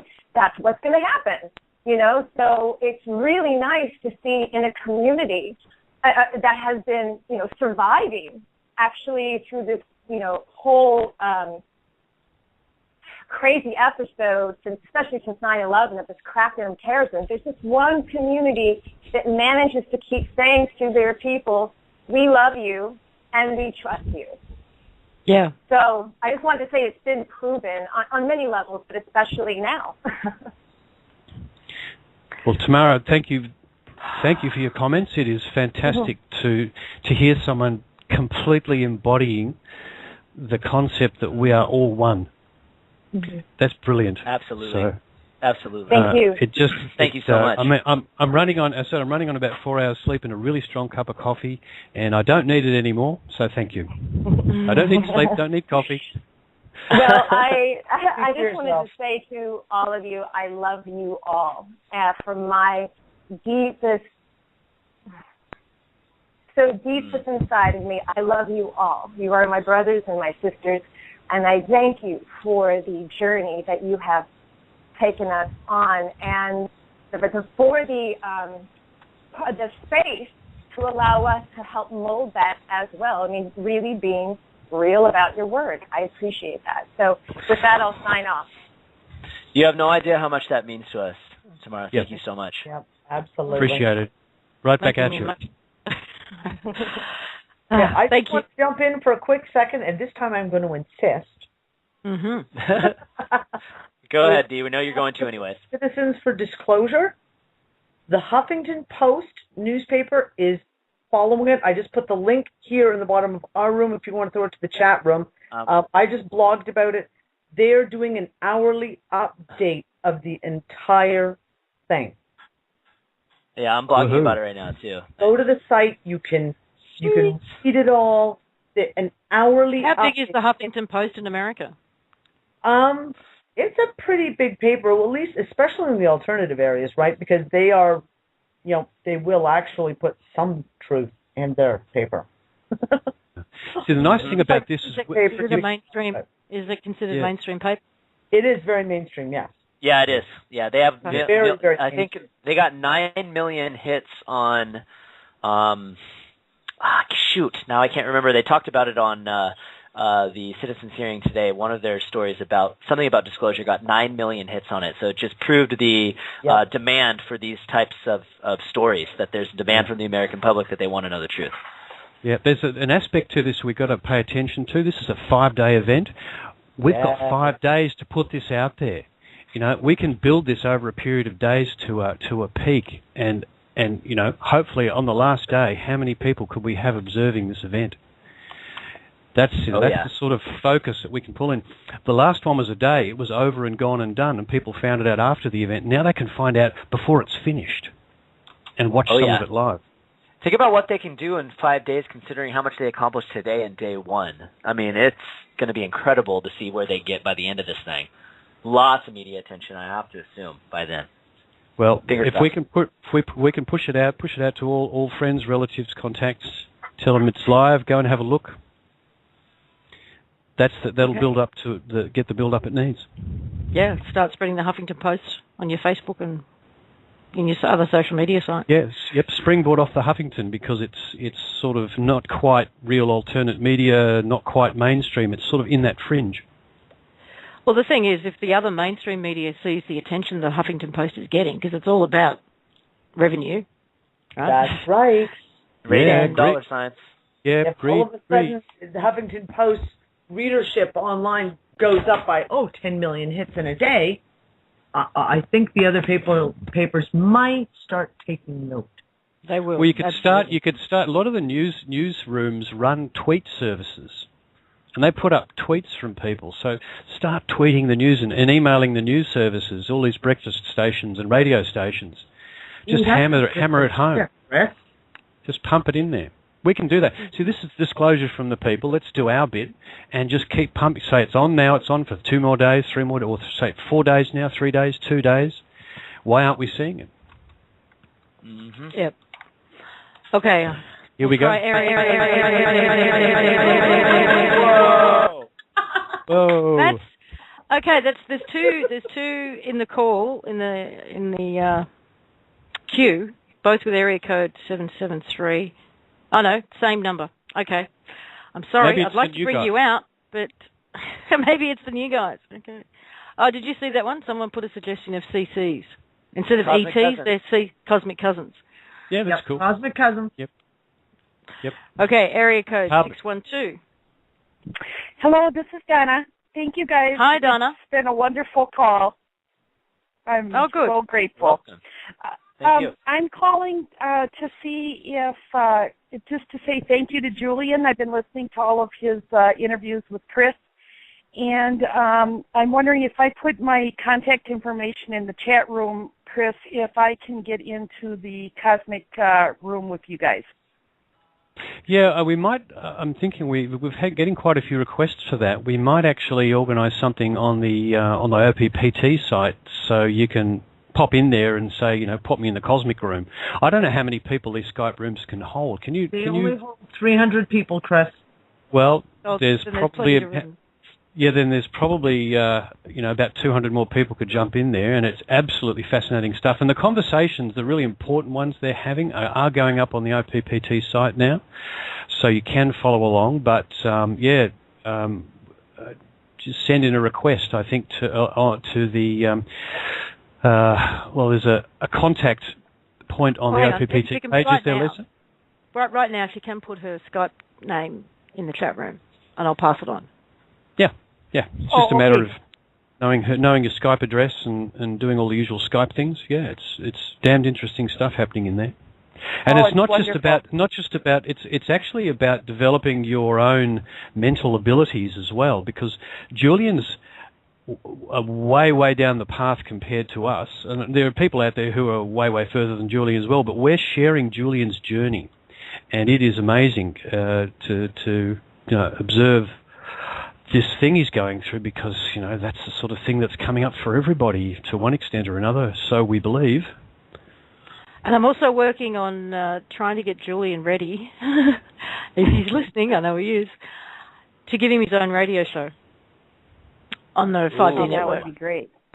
Yeah, really cool. He's kind of been working his way up to that, and he's quite ready. In fact, he's already got a co-host nominated, or a semi-co-host that he has in mind, who's going down the same path, but from a slightly different angle, because everyone ends up doing it differently, which is absolutely fascinating and quite predictable, actually, that everyone would do it differently. So I've taken note of two Skype names so far that have come up in the chat room, so I'll get you added to that group. Okay, thank you. Okay. That was Donna. Okay, we've got one more caller in the queue, apart from our... Oh, no, two more callers. Okay. We've got area code 646. Area code 646? No. Hello. Oh, you are there. Hang on. I just muted you again. Hello. Yes. Hello. Can you hear us? We can hear you. Say hello back and forth. This is Rick. Can you hear me? Rick, I'm glad you called because I've had people calling out that want to connect with you that are in your area. Oh, good. Well, I'm going to be in New York City on Wednesday. I usually go once a week, so I would definitely like to connect with you. Do you have an email address? Yes, I do. Shall I send it to your Gmail address or at least your LisaMHarrison.com address? Well, would you mind sharing it on air, or is that? No, I don't mind. Okay, if you share it now, then those people listening that'd like to get in touch with you that are in your area can do so. No worries. Yeah. No worries. Yeah. It is a night owl, and night is spelled with a K, so it's AKNIGHTOWL at gmail.com. AKNIGHT. OWL at gmail.com. At gmail.com. Thank you. And sorry I didn't get to speak with you guys last week. As soon as you can't hear me, just scream, because I'll just go yada, yada, yada until you say, sorry, can't hear you, next caller. Yeah, Rick, Rick, we've only got a little bit of time. Lisa needs to mention something about flash mobs and contacts being on the website, because we've only got about a minute on air left. Oh, got it. No, I don't have the information in front of me. Okay, well, there is a flash mob set up on the site with media contacts and emails. If people can drop in and jump on that would be great. Back to you, Rick. No, actually, before you go, Rick, we will go over time. So if you've called in, you'll stay with us. If you're just listening to the show at Blog Talk, we will lose you in 60 seconds. But whatever happens after that will be on the archive. So there is no room to call in, unfortunately. The line is full. So unfortunately, we will lose you. Yes. Lisa, 10 seconds. I'm sorry. I promised somebody I'd make a comment. Calgary, Alberta meetup group on May 5th. If you're in Calgary, Alberta, meetup.com/Calgary-OPPT. Done. Lovely. Thanks, everyone, for listening, and go back and listen to the archive for whatever you miss after this. Thanks again. Rick. Hello.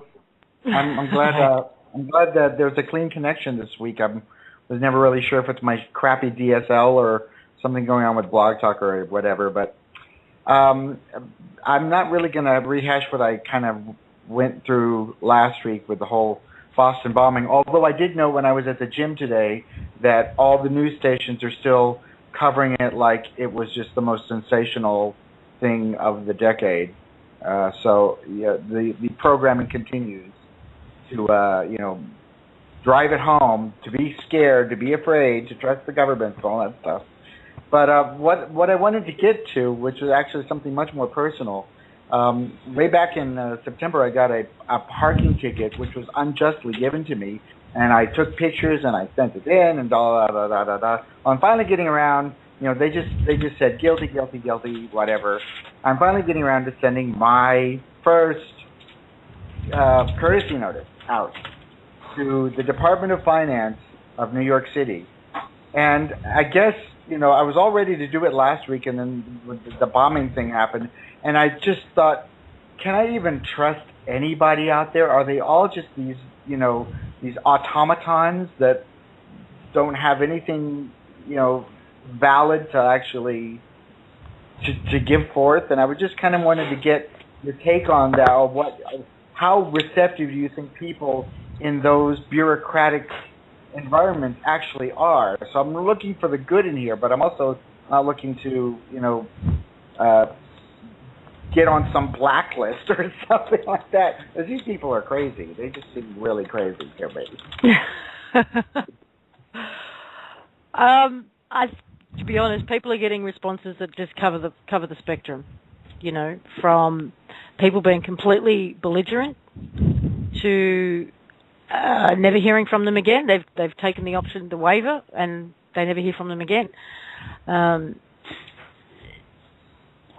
It's as much about where you're coming from as it is about whether the person receiving it. So in other words, I probably shouldn't think that they're crazy. Well, yeah. I mean, sorry. They're running on a particular, their paradigm is built in a particular way, and it's not their fault necessarily. They've been educated to the way things are in a particular way, and you're going to shatter that paradigm. So some may be receptive to that, and some may not initially. Well, I tend to have really good rapport with people, and particularly in a live thing, and I try very, very much in my writing, because I'm a writer, so I send these letters in and everything and try to really explain my case, and it feels like it falls on deaf ears, so I'm not really sure how much more power a courtesy notice is going to have, but I was looking through it, and it sounds very powerful. And one thing I think Chris mentioned a few weeks ago, that if you put a cover letter with it, don't write a book, keep it short and sweet, right, Chris? Oh, yeah, yeah, they just won't read stuff if it looks like it's too much hard reading. And definitely add if you do your Declaration of Freedom, however you want to word it, that if they look at that and the foreclosure flyer as well, just for some general information, they're going to be thinking, well, this guy's serious. That's the thing. And the nice thing about the Declaration of Freedom, it's pretty easy to read. They'll find the language unusual, but it's very clear.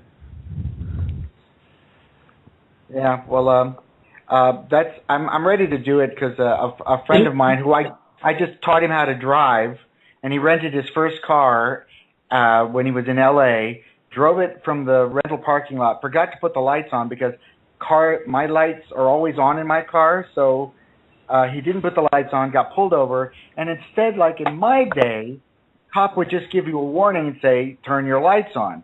They gave him this ticket, and this is in Los Angeles. It was a $205 ticket for not having your lights on a freeway at night that has all kinds of lights there. So it's all just about revenue generation, and that's what really made me think that I got to get my courtesy notice in. Yeah. Are you there, Scott? Yeah. Scott? No, yep. I think... Oh, Scott's there. Yeah, I just wondered if you wanted to add anything to any advice, give any more advice to Rick on the courtesy notice. I'd say it's one thing that seems to be the case is that the notices that various folk in government have been receiving over the last how many years, same with banks. The way I look at it is they've seen just about every notice under the sun.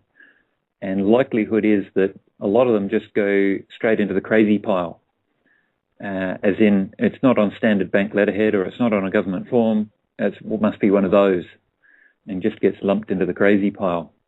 And I think it's only when the invoices start turning up and the follow-up continues do they go, maybe we should have read that one. So, that's what I'd add on that. And I'd just keep on going, and if they haven't rebutted any of the filings, which no one's done to date, then they still stand. So, Scott, what you're saying, what I'm hearing is that you should definitely go follow up any courtesy notice if they continue to send their automated notices, that following up with that, with the invoice is what really gets their attention, not so much the courtesy notice, but the following up on the courtesy notice. Is that correct?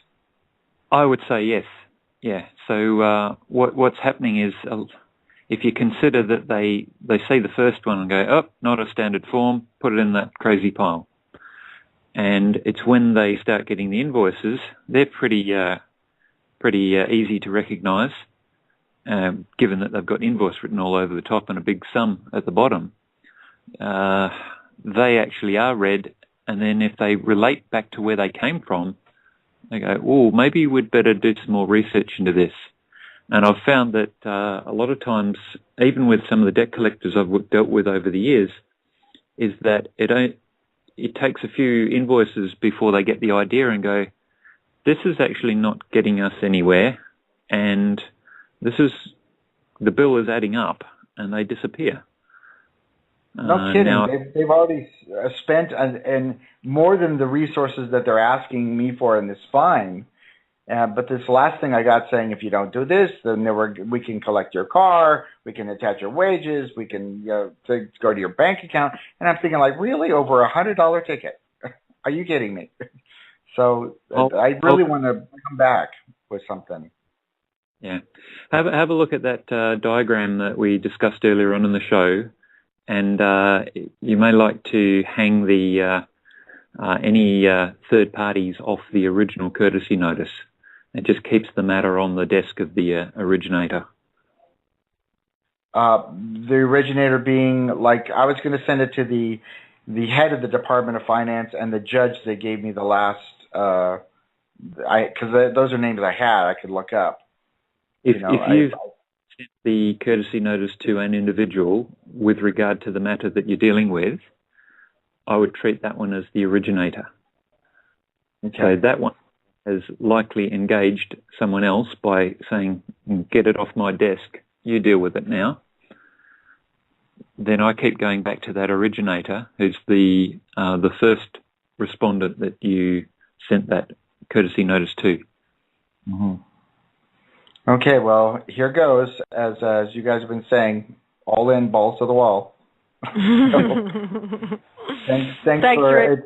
There you go, my man. You guys are so sweet and so dedicated, and my heart just pours out to you every week. I listen to you guys. You're just so fun and so marvelous. So thank you for sticking with this and staying true and staying authentic. It's such a beautiful thing to observe, to see that authenticity. Yeah. Take care, all. Thank you. Thanks, Don. Okay. So guys, I actually got to jump. Today is my 1-year anniversary, and my girlfriend Brittany is in the kitchen whipping up an incredible dinner, and I got to get off. And happy anniversary to my beautiful girlfriend Brittany, live on the radio. Happy anniversary! Sorry to both of you. They all say happy anniversary. Thanks, guys. I love you. I'll see you tomorrow on the Collective Imagination. Over and out. See you then. Bye. Okay, you guys, who have we still got? We've got Scott and Bob and Chris. We've got 2 more callers with their hands up. We should give them a go, try and take them. And it's area code 336. Hello? Area code... Yes. Yay. Yay. Hey, it's Lisa. It's Randy from North Carolina. How are you doing? I'm very well. How are you? I'm great. Last time I was on, I didn't get to thank you guys. I've been on the call since Brian was on with Poof, which I think is very interesting. This all started with a poof. It started with a poof, yes. Yeah, that Poof interview went a long way. That Poof interview really got out there. It really did. Yeah, and the night that I started listening to it, my brother was on the call, or was waiting for me to get off of the recorded message so he could listen to it. And by the time that he got ready to listen to it, it had been taken off the internet. So he's never got to hear it. And there's a lot of people I know that's never heard it. But that call, I think, was the pivot point for a lot of what we're talking about. It's what prompted Heather to get in touch with Brian and AK. Yeah, and I feel like that's what started me listening to you guys, because once I caught wind of that call, I started paying attention to what everything was coming off American Kabuki, and then that has led me to where we are now with OPPT. The first question I have several. David Wren had mentioned that in this country, the Postmaster General is what really runs the country behind the scenes. Should we be sending courtesy notices to our Postmaster Generals? Oh, wow, I haven't even thought of that. That hasn't come up before. Well, yeah. In fact, what you'd use is the ones that are nominated for people to bring this notice to people who are actively running a slavery system. And there's one that's... David Rand brought up the fact that George Washington and Ben Franklin were all Postmaster Generals. And if that's the case, should we not be taking care of this from that point of running the country? Yes, we should. In fact, why don't we encourage people? The database that the gentleman that's working with Scott is setting up sounds like it's the place to put that information so that everybody can access email addresses and contact details for the Postmaster General. Then we can give them a little bit of love from our point of view. It just feels like absolute data to me. It does. It does. And the whole thing, it's incredible. You've spoken of being woken up by one interview. I mean, everyone seems to have, who's come into this knowledge, everyone's taken a different route, have been triggered by different things at different times. And as the information grows, there's going to be so much more potential for everybody to get turned onto this by that one little bit of information they find that says, holy crap. In fact, someone just flicked me a screen grab of the front cover of the Huffington Post, and it's got, in great big letters, "We are not alone," and then a photograph of the panel under it. And it's really in your face, and I hope a lot of people see that. You know, I just want to put a shout-out to BZ, who's doing an amazing job of adding content to the optin.com website daily. So for those of you who, if you're not sure where to find something, just go to that optin.com website and just have a thorough look through all the recent posts, and you'll find all the conversations we reference, the documents, flash mob ideas, kits for educating, whether it's Postmaster Generals or Provost Marshals or anybody else, all the courtesy notice information you'll need. She's done an amazing job of reorganising that whole site and making it very user-friendly, and there is new content going up daily. So everything you need is pretty much there. And it should be relatively easy to find because she's done a very good job of organising it. Yep. Yeah, again, my personal thanks to BZ too. We go through little bursts of talking frequently while we sort out new material that's coming up, and she's been incredibly patient and helpful and positive.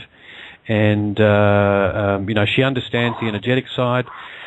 So, yeah, thanks, BZ. You're doing a fantastic job. And was there anything else you wanted to add to the conversation? There's 3 more things I want to add. One is a question on a jury summons. What should I do for a jury summons? Should I send a courtesy notice on a jury summons? Oh, we did have this come up. I do remember there was talk of jury. Yes, there is somebody. Jury duty. There is what somebody who's in charge of all of that. Bob? Can you remember this conversation we had around jury duty? I remember way back when we had the now paradigm tools.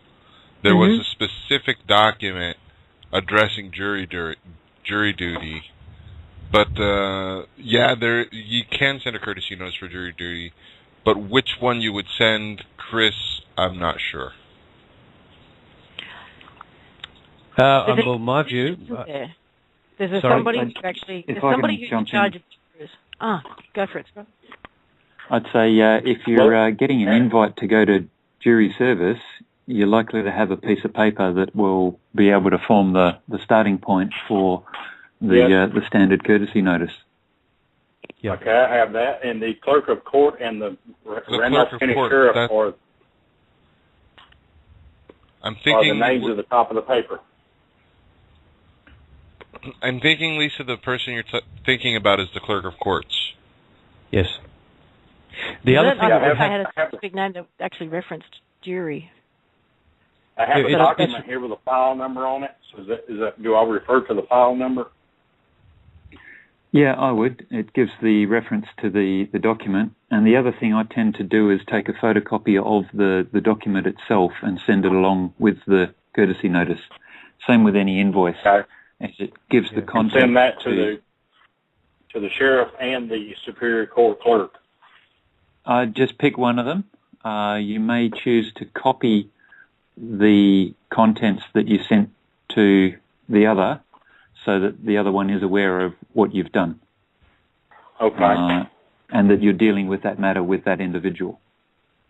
Yeah, I'd also include the Declaration of Absolute Freedom, because people like clerks of courts who are very aware of our status as strawmen and the way that system works will look at that and go, oh, there's something going on here. So that could have a good effect. Will have a good effect, actually. The third question I have, and then I have a comment after this.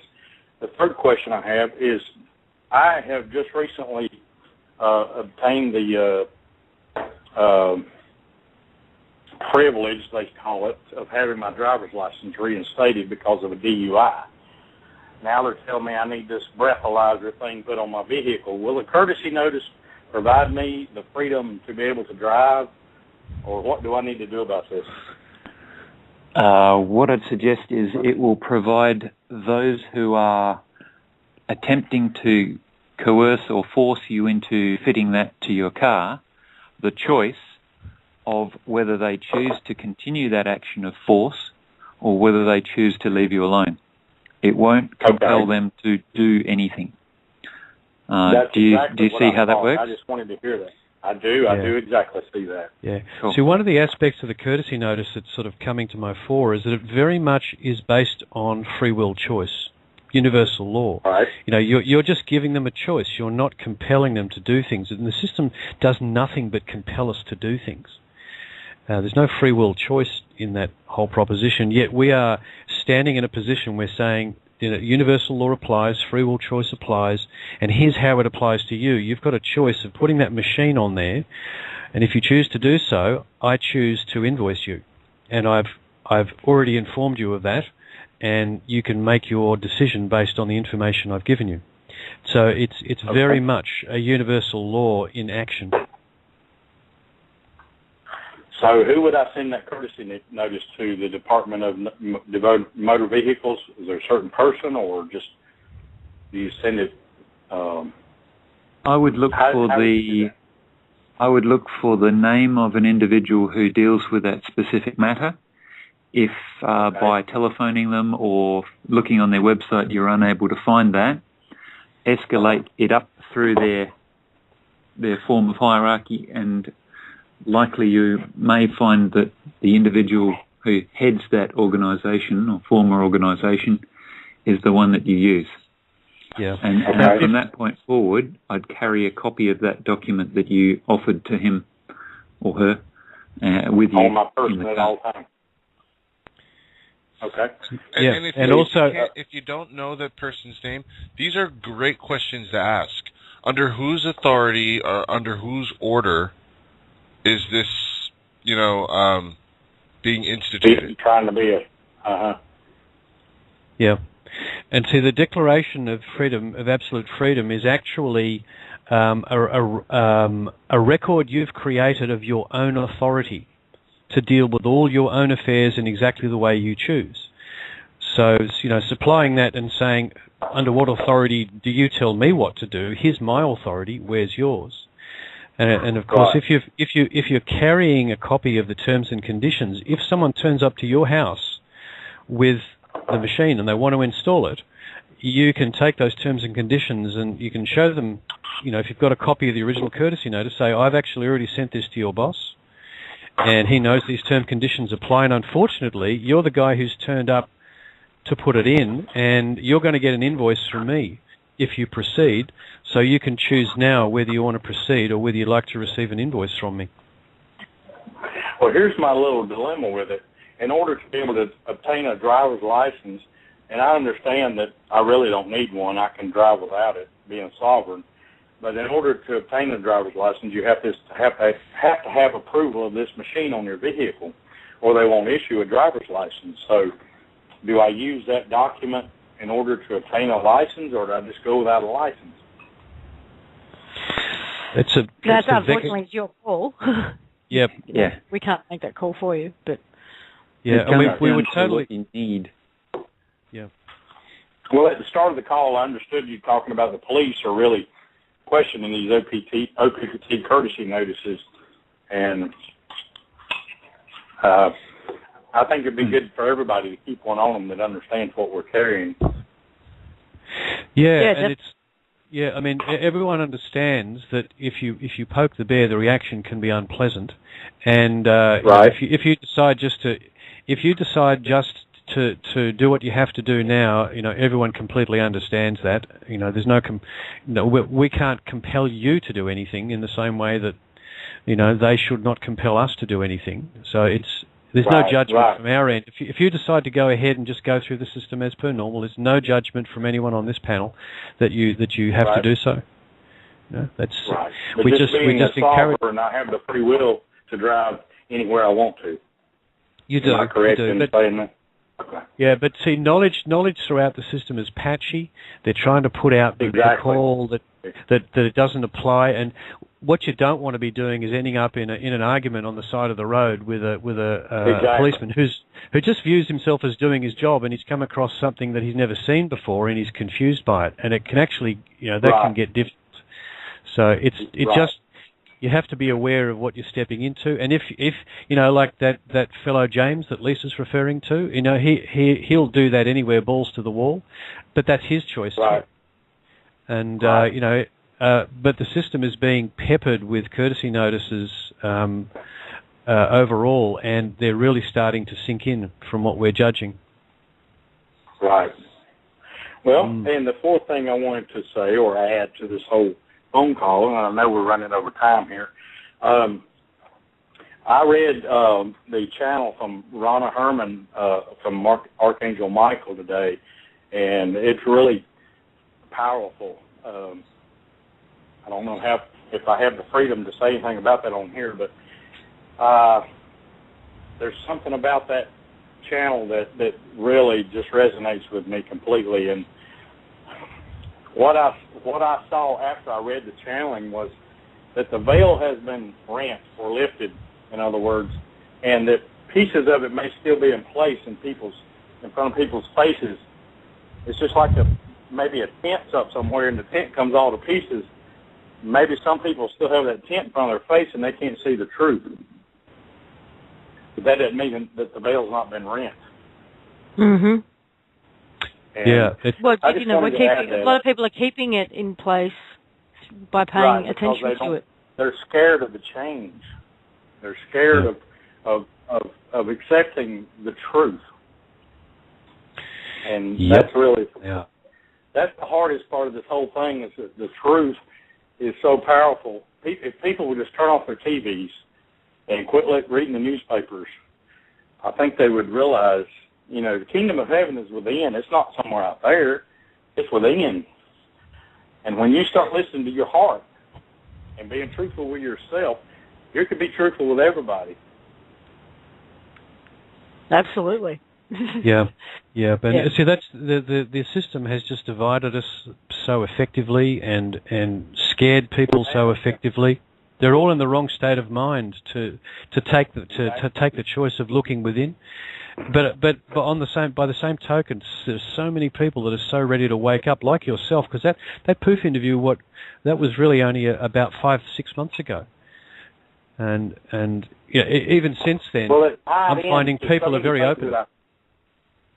It tied into so many things that I was listening to at the time that I was trying to share information with people, and people looking at me like I'm crazy, but it resonated with me. It was truthful to me. And when I heard this Poof interview, I told my brother, we were riding, he drives a truck for Caterpillar, and we were riding his truck that night, and I turned around and I said, this right here is getting ready to change everything. And he said, well, I won't listen to that when you're done or whatever. And I was listening on my Bluetooth, and when I got done, I passed it over to him, and by the time he got it, it had already been taken off the internet. And I said, no way. And I do believe that they're going to try and get it put back up, but they did. They put it back up, but it's in word format. It's not in the vocal that it was, or the recording. Well, thank you for calling in. I hope we've answered your questions adequately. You sure have, and I wanted to tell you guys, I'm sorry. Last time I called in, I didn't get to thank you guys for so much that you've done. I really appreciate it from the bottom of my heart. And like I said, I didn't get to share that with you last time, but I'm sharing it now. And I really mean it. You guys are wonderful. Well, we appreciate that, and so are you. Thank you. Thank you, Rick. Have a good night. Well, thank you to everybody who's my brother's Rick. I'm Randy. Well, hey, say hi to Randy for us. All right, thank you, everyone.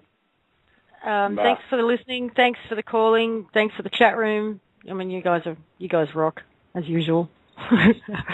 It's been a great show today, and we will be back tomorrow for the Collective Imagination on the 5D Media Network.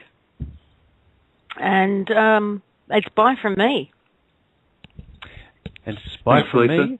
And good night, everyone, from me as well. We'll see you tomorrow. See you tomorrow, guys.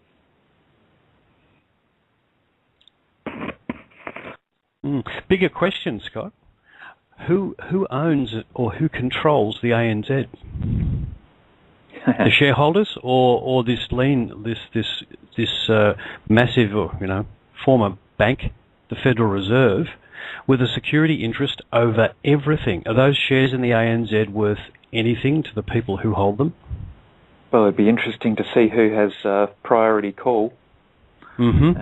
Just that the data registration of this document, which this one's 2010.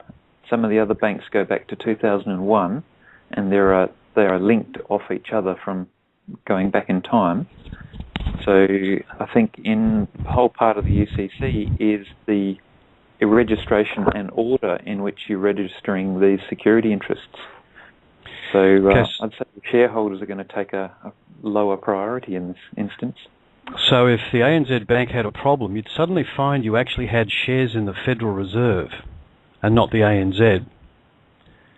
Okay, because the Federal Reserve would just step in and take it over if something happened, I suspect.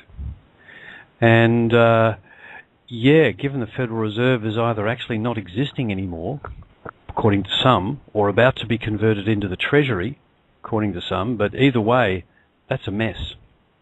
And if I was a shareholder, I'd be extremely unhappy because I doubt whether it appears in the annual report. That's a very interesting question for the shareholder relations department. Mm-hmm. Yep. Shareholders of ANZ and Westpac and other banks. What exactly is that piece of paper you've got mean? Good question. I hope they start asking. So, Scott, you've also got the database that's being worked on. Do you want to share about that? There's a bunch of guys beavering away feverishly in not all countries, but a large number of countries around the world. USA, France, Netherlands, New Zealand, Australia, South Africa, and there's more. Compiling a database with various individuals and their email addresses of those who've been perpetuating the slavery system. And the intent is to provide a centralized location where folk can contribute the address of an individual, and also I think the intent is to coordinate requests for any other volunteers who may choose to send a foreclosure flyer to that individual and advise them of the new landscape and the foreclosure of the banks and governments. So it's bringing a few people together to get. So we'll have a database available, say, on the optin.com website that anybody can go to from anywhere in the world and look for the names and email addresses relevant to their country. At the moment, it's a standalone database, standalone website domain. Oh, okay. And there's an email address for a gentleman who's volunteered to field questions on that at the moment whilst it's being prepared. So that address is morpheus@absolute-data-exchange.com. Can you type it into our little Skype room here, and I'll share it in the chat room, as well as the address of the website? Yep, can do. So that's being put together at the moment, and I think they're looking for some additional volunteers in, I think, Greece and Cyprus to help with some of the immediacy of that situation over there. Mm-hmm. And are there any other countries that you need volunteers that you can think of at the top of your head? I will look at my little chat. I've got a link. I closed it down earlier on. Hang on, there we go. Got it. So looking for Spanish, German, and Dutch. Spain, Germany, and Holland, I think, is an extra one there. And Greece and Cyprus. So that's where there's a call for some additional contacts. Great. Thank you very much. Now, just to change subjects for a second, only to answer some questions that have come up in the chat room. Project 13, the name, the reason.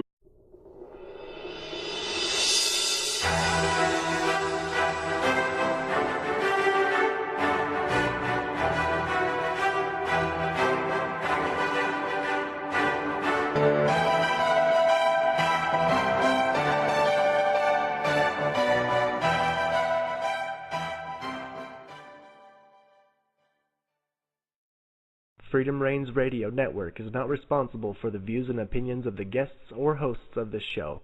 The views and opinions expressed in this show are strictly the views and opinions of guests or hosts of this program. Good morning. Good morning, afternoon, and evening, everyone, to this week's Oppt In show.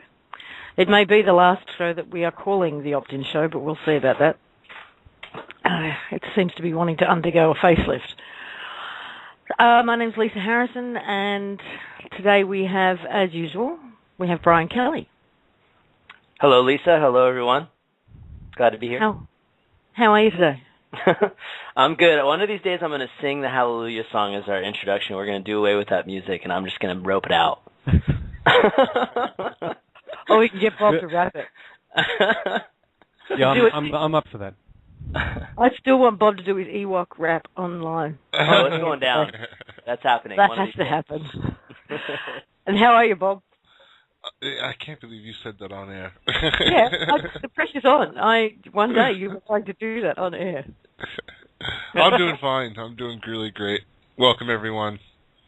And no, I'm not Ewok rapping tonight.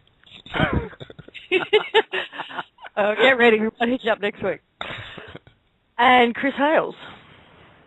Morning, everybody. Bob, Brian, Lisa, Scott, who's there somewhere too. Sitting here down in Melbourne with possibly the strongest cup of coffee in the city at this point in time. Nice. Working my way through it. And glad to be here. There's a lot to talk about today. There is. I'm wary of actually saying that at the beginning of the show, because last time we did that, we got cut off 20 minutes in. So We did. Well, we'll take our chances, won't we? We'll just plow in. And we do have Scott Bartle joining us again today, which is nice. Hello, everyone. Nice to have you, Scott. Hey, Scott. Hi. So we do have a lot to talk about now. I will start it off with just a little note that I got this morning. Where is it? Where did it go? Chris, you moved it. My message from James. It's actually in our previous discussion. If you give me 30 seconds, I'll repost it for you. Got it? I got it. Now, there's a young guy here in Australia by the name of James who has been one of the most active doers that I've come across. Ever since the courtesy notices went out, the foreclosure flyers, the press releases, he has been actively, weekly, if not daily in some cases, educating people right around the country. And I got a note from him this morning saying, "Hi Lisa, I was just told that the police are concerned about courtesy notices and our information sharing, and they are realising they have their head on the block. They have been discussing it in meetings." And I've asked James if he wouldn't mind coming on the show next week to tell you his story, because I think you'll find it quite motivational, to be honest. He's been doing a lot. He's been getting a variety of responses, some neutral, some claiming ignorance, and some very positive. So hopefully, James, if you're listening, you'll get that email invitation, and we'll see you next week. So I just wanted to share that. And I believe Scott has also got some courtesy notice response updates. Yeah, actually, I've been in touch with James as well. He's cracking into all sorts of things. Mm-hmm. So we had one. This is my father and I. He ended up sending a courtesy notice in to one officer here in Perth, and came the time. It's rather silly. the courtesy notice, when sent in response to one of their documents, was received by a letter that said, "Thank you for opting to take this matter to a court." Well, I don't recall anywhere in the courtesy notice where it said, "Please, can we take this to a court?" And at that point, that was about, from a timing point of view, that was just before the show last week, so we thought we'd put them out there. But the thing that it led to, which is actually one of the key things I want to talk about this morning, is a third document which we're calling a Declaration of Absolute Freedom. That was the actual sequence of events, and it turns out that really in terms of what's useful and what's really very usable for anyone who's following the OPP, the former OPPT's work, and is putting out there the message that I'm standing up. That's the one that we're going to say you should consider using. Now, if I've got a minute, I'll go through that concept. Well, hang on. Let's go through this a little bit more sequentially. The Protector Bond and Oath, because that's the one that got some people in a bit of a tiz. The way I see that document is very similar in a way to the courtesy notices. It's a tool to educate those in the military on a number of levels. To the fact that the bond and oath that they're currently under, or thought they were under, is actually an oath to a corporation, to a private entity, and that they actually are taking their orders ultimately from the UN. They didn't sign up to protect their country. Precisely. Or to protect their fellow countrymen. And if you looked at that bond and oath and compared it to the one you took, then questions are going to come up. So I see it as a beautiful education tool. And giving people the opportunity to go, well, who do I want to serve and protect? Exactly. The military have been actually watching this very closely, so we're told. In fact, we're told that from multiple sources. Most of them didn't sign up to do what they're doing, and they didn't realise who they were signing up with. And for the most part, they absolutely took an oath and want to fulfil it in the most noble fashion that they can. That's why they're there. And this realization, along with the fact that they realize that the corporatism that they're actually in the middle of has an incredibly negative effect on their whole society, let alone their family, knowing that they're in a position to actually make a difference, not being able to do anything about it. And there's something like the OPPT work comes along, and a whole new scenario is presented. Now, one of the most important things about these documents, particularly the bond and oath documents, is they're transition documents. They're tools to help us to move from the place we're at to the place where we'd like to be, which is where we don't need such documents, where we just work from an energy exchange point of view, and all this is past history. But I'd like to speak about that a little bit, Chris. Sure. There's going to be a lot of tools that are coming out that are bridging tools that some people may want to or need to take advantage of because of where they're at in their particular situation and their understanding of what's transpired. Whereas others may not need to use some of those bridging tools because they can stand in their own. They're there, available, and it is completely voluntary. If someone wants to make use of one of those tools. And in particular, I thought it was interesting to note that oath and bond, when it comes to the Protector, this is something that is very, very much so directed to the volunteers who would volunteer for the military service, or that enforcement side of the military orders that were in the UCC filings. And for them, the whole idea of an oath and a bond is something that they can very much so relate to. So a lot of people, what is this, and what, it's take things into context. These are bridging tools, and for those of them who it resonates with, they know what they're for. That's it. I mean, this document's aimed at a very specific group of people whose higher calling is to serve in that capacity, and they would expect to make. So completely didn't read that one. Anyway, so I volunteered to hand deliver this invoice into the police officers. So I walked in there and hand delivered it, and ended up speaking to the actual officer that was the one who was the recipient. And he promptly rejected it and proceeded to describe how UCC only applied in America, and it was the state law of Western Australia that was the highest law, and that was what he was following.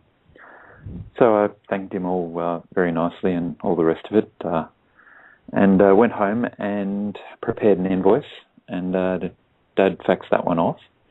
And this time we sent also a copy of a single page, one of the UCC financing statements that showed one of the big banks of Australia, ANZ, linked to the Federal Reserve Bank of New York through the UCC.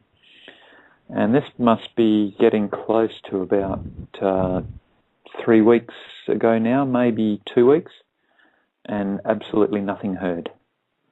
So I suspect that officer might have had his paradigm bent a little bit, and that may challenge the story that appeared to have been something that had just been given. Like, here, it doesn't apply, just tell people this. And this one document that gave an example of UCC being used in Australia kind of, I suspect, might have shattered his paradigm on that. So I thought that was useful. Mm-hmm. That bank, just for non-Australians, that bank is one of the biggest in the country. And to see a document like that with a big corporation's name on it, clearly in bed with the Federal Reserve, clearly using UCC law, as Scott said, it's a bit of a paradigm bump he just ran over. Well, I use the explanation. If you're going to use a system to record such an agreement or an arrangement, would you use, and we're talking about some massive amount of numbers in these documents, even though they're not expressed in numbers, it's expressed as all accounts, all paper, here and thereafter. Actually, Scott, you might just explain to people what that filing had in it. It was one of those very significant ones that kind of pokes you in the eye when you look at it. Yes. I'll be brief on that. It's basically a security interest, or the Federal Reserve Bank of New York is registering a security interest in basically all the assets of the ANZ Bank here in Australia. And some of the things that it describes in there, I'll read it briefly, is all accounts, chattel paper, inventory, equipment, instruments, investment property, general intangibles, documents, and all assets now owned or hereafter acquired. Now, I'd use the word everything to encompass all of that sort of stuff, and it goes on to keep on talking about more stuff. So that sort of security interest registered by the Federal Reserve Bank of New York in one of the big banks of Australia. So the question, you go ahead, sorry, Scott. Yeah, using the UCC is basically, well, here's you're using the most robust form of law to record such an interest. So when you put that in front of a police officer that says, oh, here's the bank, and who knows, he might well have banked with ANZ himself, it doesn't matter. To show something like that so significant kind of blows the myth up very quickly that it's not used in Australia. And if that is the case, then who's going to write to the Federal Reserve Bank of New York and say, this document that you've got really is worthless, don't worry about it? It doesn't apply here. But the same goes. I mean, you've got the paperwork for Westpac, you know, the four leading banks, haven't you, for Australia? Yep, and even Lloyd's of London. So that template seems to apply worldwide. And there's a list of hundreds of banks from whatever country you're from that it seems to apply use the same template. So I'd encourage people useful to have a poke around in that Washington DC registry and find these documents.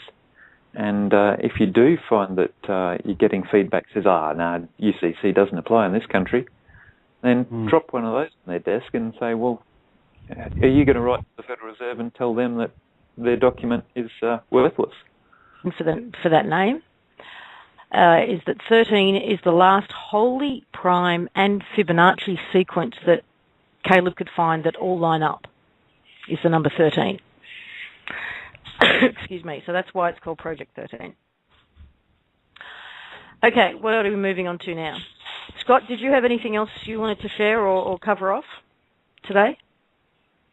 There was a courtesy notice diagram. Yeah, there's a diagram that we put together with regard to the courtesy notice, and I'll post in the link to that one as well. It's currently hosted up on Scribd, and I think BZ is working to get that one up online as well on the Opt-In site. Basically what it is something that hopefully can simplify the administration in using the courtesy notices and invoicing. The principle is that if you have sent a courtesy notice to the originator of an action, say for example a loan at a bank, then you've sent one courtesy notice to the bank. They tend to engage multiple players beyond just the bank. They might get debt collectors, lawyers, process servers, courts, you name it. And rather than send each individual another courtesy notice, the same terms and conditions that were in the first courtesy notice actually apply to anyone else that's engaged downstream. And so this diagram just provides two separate scenarios. One is simply invoicing based on the courtesy notice sent to the individual, which for a lot of people is just a one-to-one kind of relationship. The second scenario, expressed graphically, is the possibility of invoicing a third party that became involved, hanging off the terms and conditions that were offered to the originator, say for example at the bank. And the effect this has is it keeps the matter on the desk of the originator. And I think people would be quite familiar with the tendency for a lot of these people who are enforcing the slavery system is they want to get it off their desk as soon as possible. So they engage the legal department or the lawyer or the debt collector, and they've shifted it from their desk to someone else's desk, and they breathe a sigh of relief and go, phew, got it off my desk, it's all done. By invoicing them for the action of the third party and keeping that matter on their desk, it doesn't leave their desk.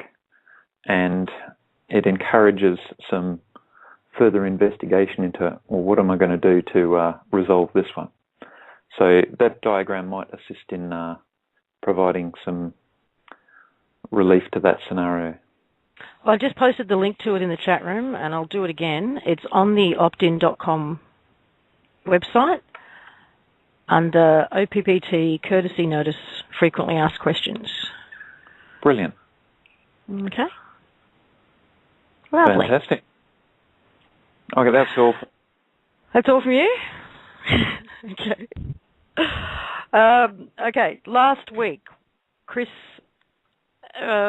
talked about a bond and oath that he had created and subsequently created a bit of a shitstorm, didn't you, Chris? Yeah, I did. And look, we released that, and probably looking at the reaction that we got, there was more discussion we should have had about it on air, and the information on the website should have been more specific, because there was a couple of things about it that we just didn't emphasise enough about what we'd actually done. So we've taken a step. Can you go back though? Go back to the beginning and just explain why you felt the need to create it in the first place. The need actually came from Captain Derrill. He has a couple of people he's dealing with in the military who were kind of interested in seeing these things. Asked me if I would write one. And I said yes, and I started to work on it, and we're going to talk in a minute about what's specifically in that and why. But once I'd actually written it, I thought, well, this is really forming the basis for the what could be a public servant bond and oath for the CVAC as well. So I proceeded to do that.